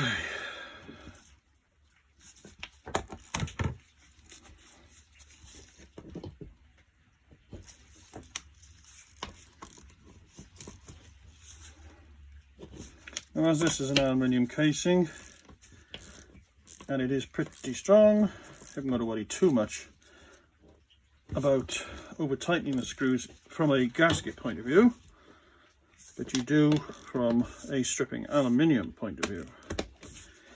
So don't go mad. And you know, they don't need 400 foot-pounds. Don't know what the book says. I did look it up, but I couldn't find it.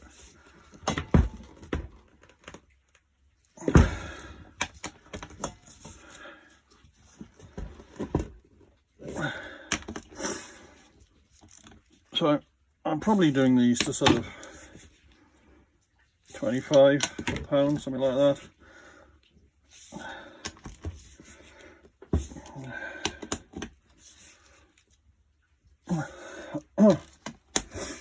By the way, I do apologise for the sniffing. I played back one of the videos earlier on, and although it doesn't sound like I'm sniffing loudly to myself, it sounds like I'm streaming with COVID or something worse. Actually, you can't get worse, can you? Not really. Well, you can.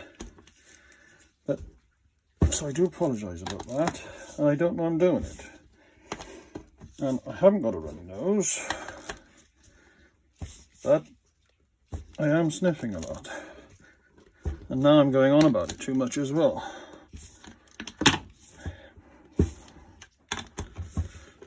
So as I say, don't need to go mad with these bolts at all. If you do, you only strip the casing out.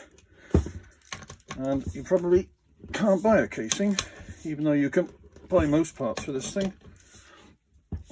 You have to get yourself a casing from somewhere else and put your internals in it, which is only going to increase your costs to the point of why bother.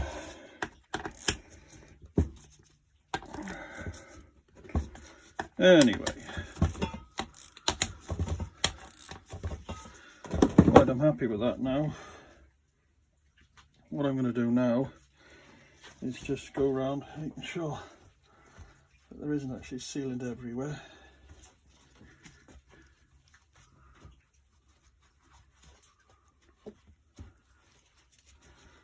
And I also want to make sure that this end seal did actually go in properly, which it did. So that's good. That's where the little brake pad sits, in that little groove there.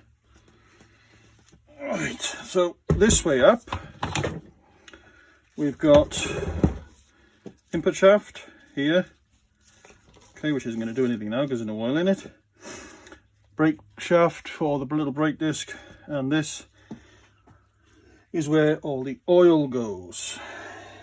Now, this is the cover, which I'm going to put the gasket on now. I'm just doing this here.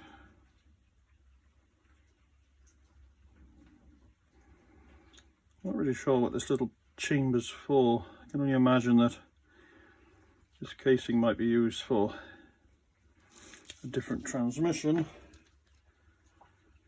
So this bit here actually has a job to do. But at the moment, doesn't seem to do a lot because the oil goes in there, not there. However, sure that is clean, which it isn't. Get the old brake cleaner.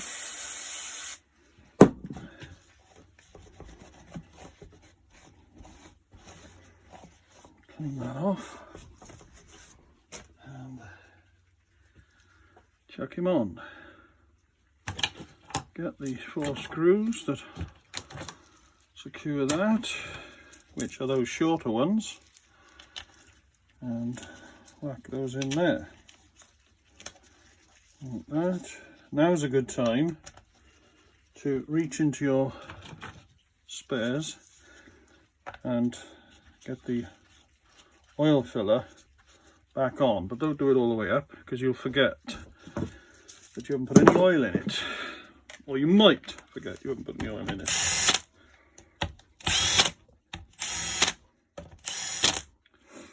Right, nip those up, grab all the old ratchet again,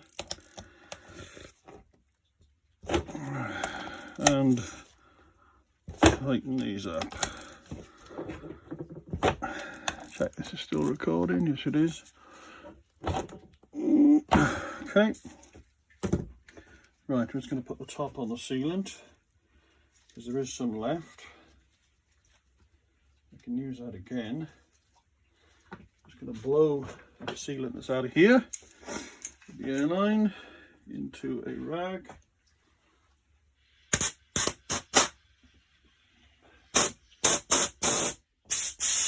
Like that.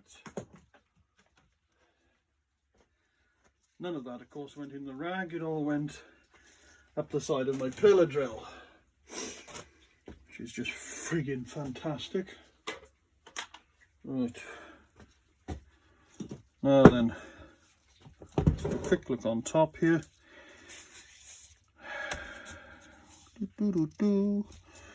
Okay, this side is done. So let's get it back over and we'll get the old washer that I didn't know existed, because I've never taken it off before. Get the new one and then find the little bolt, which is that one, and bung that in there. Now, as this is a little tiny bolt, I won't use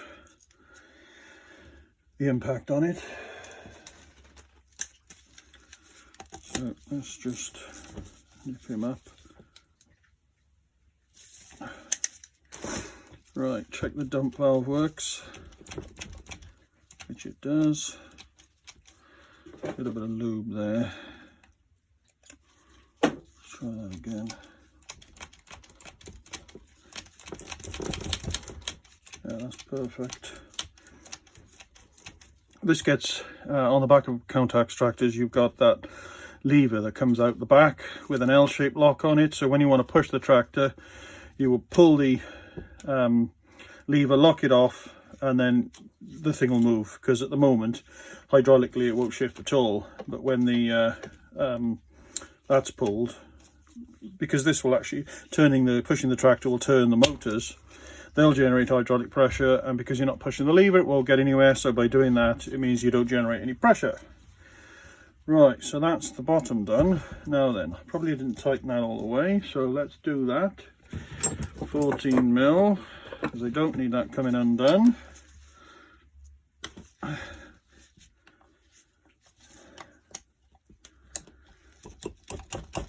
that's fine. Right, tip this back up. Now then, what we need to do now is put our little brakes together. So we've got that piece, the lever, just drop the brake disc there. We've got the baby shoe, we've got that lever, and we've got somewhere, what have I lost? The shim. Where's the shim? I've lost the brake shoe shim, unless it's on there. Oh, it's on there, it's actually on there. Right, okay. So, to rebuild that, what we've got to do is tip this over, sort of like that, get our little baby brake disc, clean him off, bung him on there, okay, just check it all fits nicely, which it does. Take our brake shoe and the shim, in this case, this needs a shim, okay, and bung that in there, that hole there. Okay, so that's going to go like that.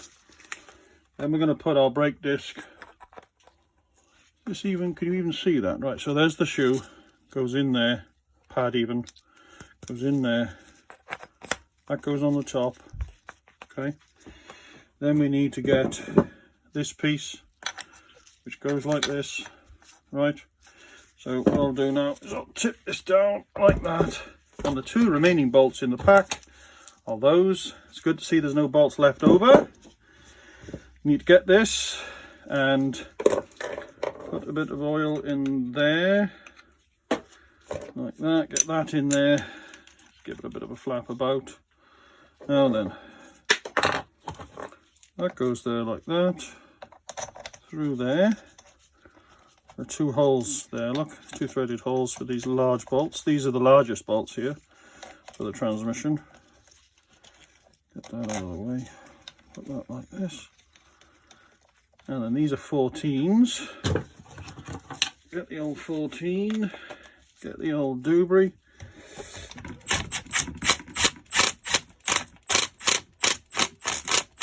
That's the gun that keeps stopping, and I've got it at an angle.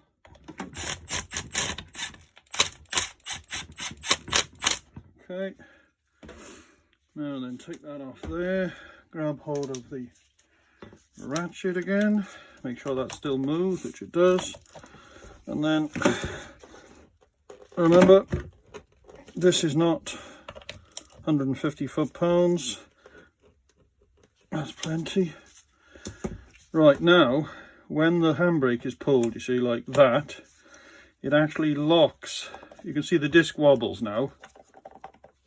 So can you? Take for me, that wobbles. But when the brake is pulled, that's lock solid. So when you put your foot on the brake, you obviously ram that against there. It doesn't actually go, I think it might go that way. It doesn't actually matter. Anyway, the brakes go on, and funnily enough, the tractor stops. Now then, there's only one job left. One job left, can you believe it? And that is this. This is the direction arm. I'm just giving it a clean out with a wire brush. And I'll just give that a bit of brake cleaner. And then blow that out. Right, now then, this gets held in with a split pin or roll pin. And it's something you don't want to beat to death, because you are beating against aluminium. So he goes in there like that. I find my little hammer, start him off. Just doing this by hand. So I've got that started off now. And I'm just trying to remember now, that goes, I think it goes that way on the tractor. If it went that way, oh no, it doesn't go that way, so it goes this way. So it goes on top of there, not even visible, goes on top of there.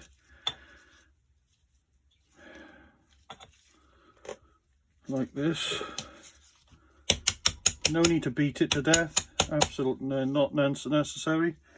Now then, get yourself your drift, pin punch. Get him lined up. I think he is lined up.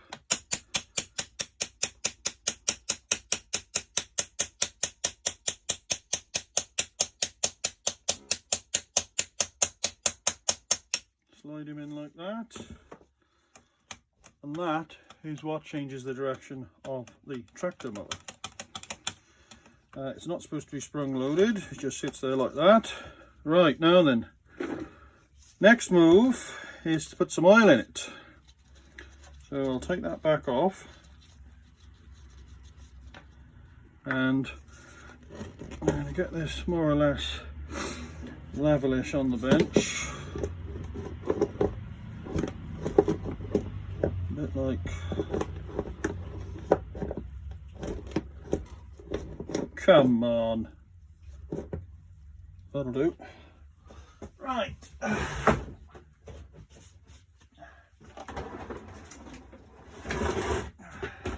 then, where is the special oil for this? There it is. Yeah. Right. That's the oil I use, 5W50. This is designed for this thing. And you want to pour this in pretty slowly, because it just will pour out the top otherwise.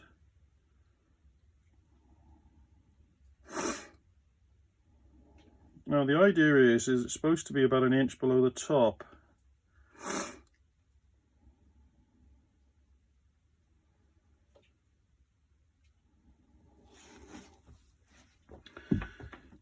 Considering this goes straight into the diff, it does amaze me. Actually, you probably can't even see what I'm doing, can you? Mind you, I'm only putting oil in something, it's not exactly rocket science.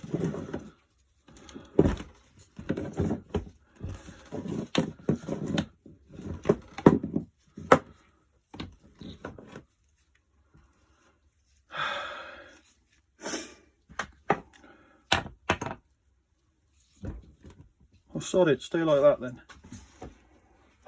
Right, let's get this in here.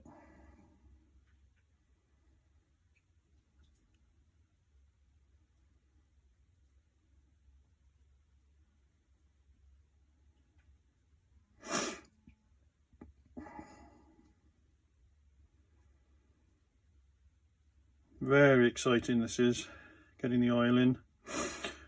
When you try to change the oil on the tractor, which a lot of people won't do, it is very difficult to get it back in, the oil. Dead easy to get it out, very hard to get in. So what I suggest you do is get a funnel, get a piece of copper tubing and solder to 90-degree angles on it, or if you happen to have a pipe bender, bend yourself a couple of 90s on it, or actually 85s, 80s are better, so that the pipe is not horizontal anywhere, and then you can pour it in from the back, and the copper pipe will actually sit in there nicely and, you know, not fall out. I do actually have one, it's under the bench over there. I don't need to get it out now because I'm lucky to have the fill all right in front of me. I'm sure some tractors have probably got in at a better position, but if you've ever worked in the motor trade before, you'll know that designers don't have to work with those that repair them. And designers don't like people that have to repair them, which is why they make jobs very difficult for something to do. They probably consider it an absolute moment of hilarity. Where they, oh God, never guess where we put this fill point, you know, is in a right bitch of a place. But it don't matter because we haven't got to do it. Yay! That's probably exactly how it goes down. Now I'm trying to weight the transmission now so that it stays where I put the damn thing. Right, okay. I'm still down here looking into the gear. I can see that the top of the crown wheel, and I'm just trying to get, I sniffed again, sorry. I'm just trying to get the oil up here. Now none of the oil yet is going to be in the filter or in the pumps. Whoops. Steady now, boys. So you will need to either put exactly what the book says, which to be honest with you I can't remember, or do what I do, which is to spin the transmission up and then finally check the oil. And to check it on the tractor, I believe the right way is take this top off and stick your finger in it, and the first motion point of your digit, bend it there, and the tip of your finger should touch the oil. If it does, then you should be laughing. And if it's too much, then you should, no harm's going to be done because the oil will just come out the breather. But that just makes a mess, especially when you get grass everywhere. But if you if it doesn't touch your finger, then you need to put some in.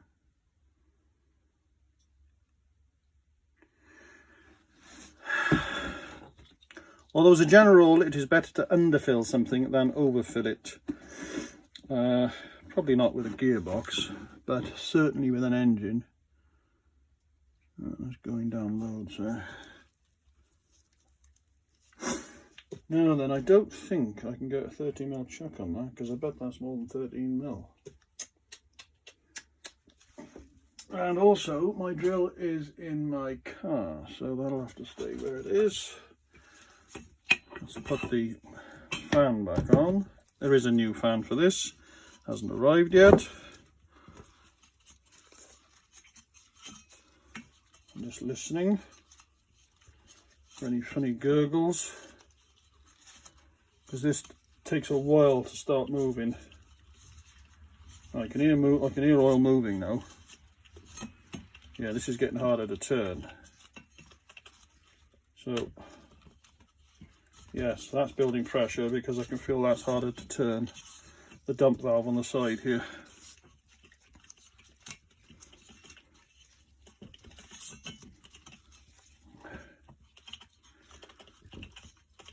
Yep. Definitely starting to take on oil in the pump, because if I move that to the 0 sort of position, this is much easier to turn, and then when I put it into forwards or reverse, it of course becomes harder to turn. And I can hear the oil being squidged about inside. I'm only doing this now not to see the axle go around, because I don't think it will. I want to get the oil level down in there so that I can top it up. So I can give this back to the customer and he can fit it back on himself.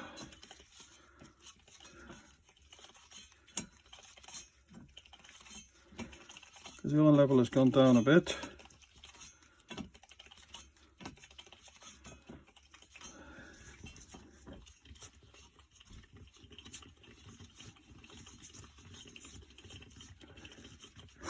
The other option is that you could put a belt round it and just have a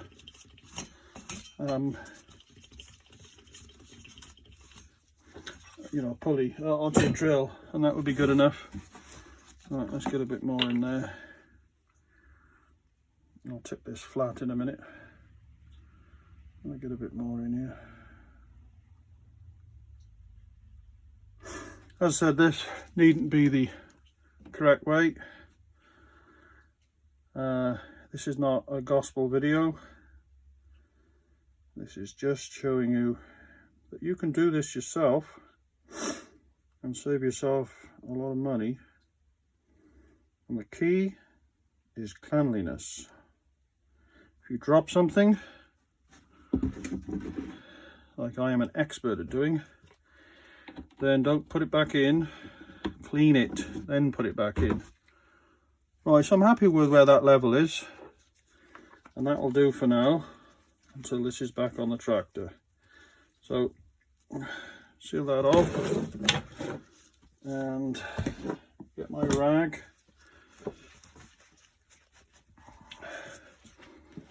Check it. The other thing you'll need to do, of course, is when this is installed on the machine, you will need to check it doesn't leak. Now the casing itself does not go under any pressure to write home about, and also you can tip the transmission over and oil won't come out. So I'm just getting rid of some of these superfluous bits of sealant there. I'm happy with all that. Right, that sounds much nicer now. Yes, and when I said when that turns and there is oil in it, as in the oil is in the pump, that brake disc will turn, and that's how the vehicle is stopped. Now then, the other things I do have left, I do have washer, which does sit up against there. That will go like that, and then your wheel sits here. I've also got 2 washers left over. That one's got a hell of a funny wobble on it. I reckon that one probably went on top of the pulley. So what I'll do is leave that in my container until such time as the pulley arrives, then I can deal with it. So what's left over, that's a duplicate. I've no idea where that goes, and I don't know where those 2 go. So I don't think they're for this. I think this might have been a general kit, because I don't know what else. Oh, hang on. There's not an O-ring on this, is there? They're not going to give you an O-ring for that, surely. Hey, there's an O-ring on there. I'm changing that just because I can. So let's get that off.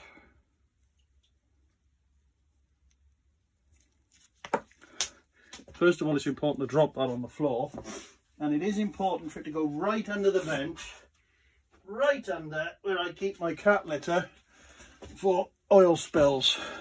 Oil spills are really easily dealt with cat litter.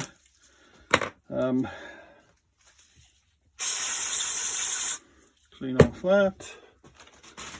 into a little bag, get that out, get our new one of these on,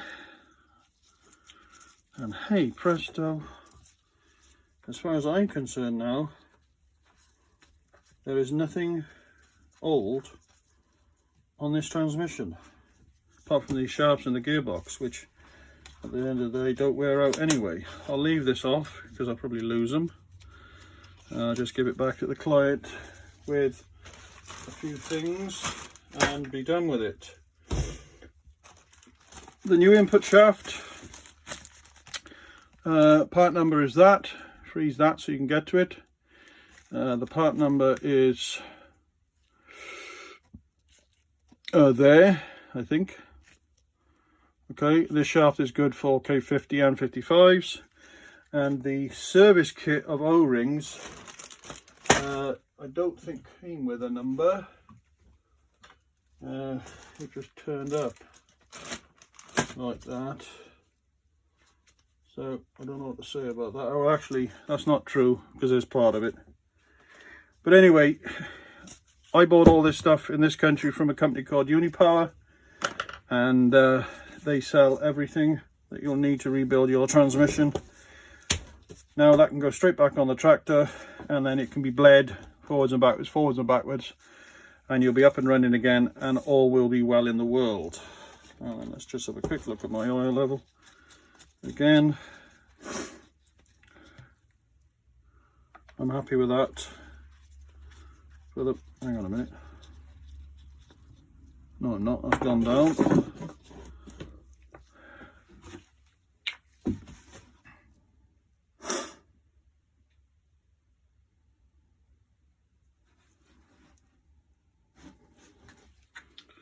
Right, that will bubble down in a minute. Oh, that's better. Give that a little chance to settle down. Just want to see. That's what I want to see.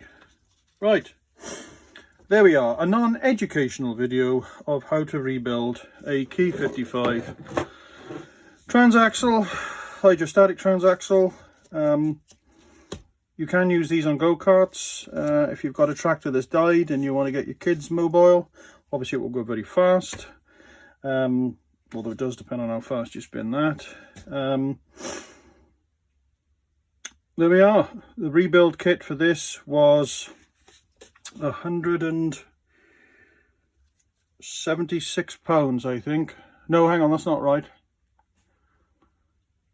The rebuild kit was £176, and I've had to pay £44 for the new modern version of this. This pile of junk here, the new one has got a replaceable fan on it, which is plastic, and it's bigger than this.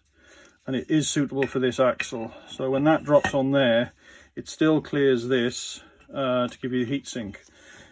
This happens because this tractor has done more work than it's supposed to do for too long. And so unfortunately it's sort of suffered a bit. But she's right as rain again now. And the customer's going to be happy. There we are. If you enjoyed this video, give me a thumbs up. If you hated it, give me a thumbs down.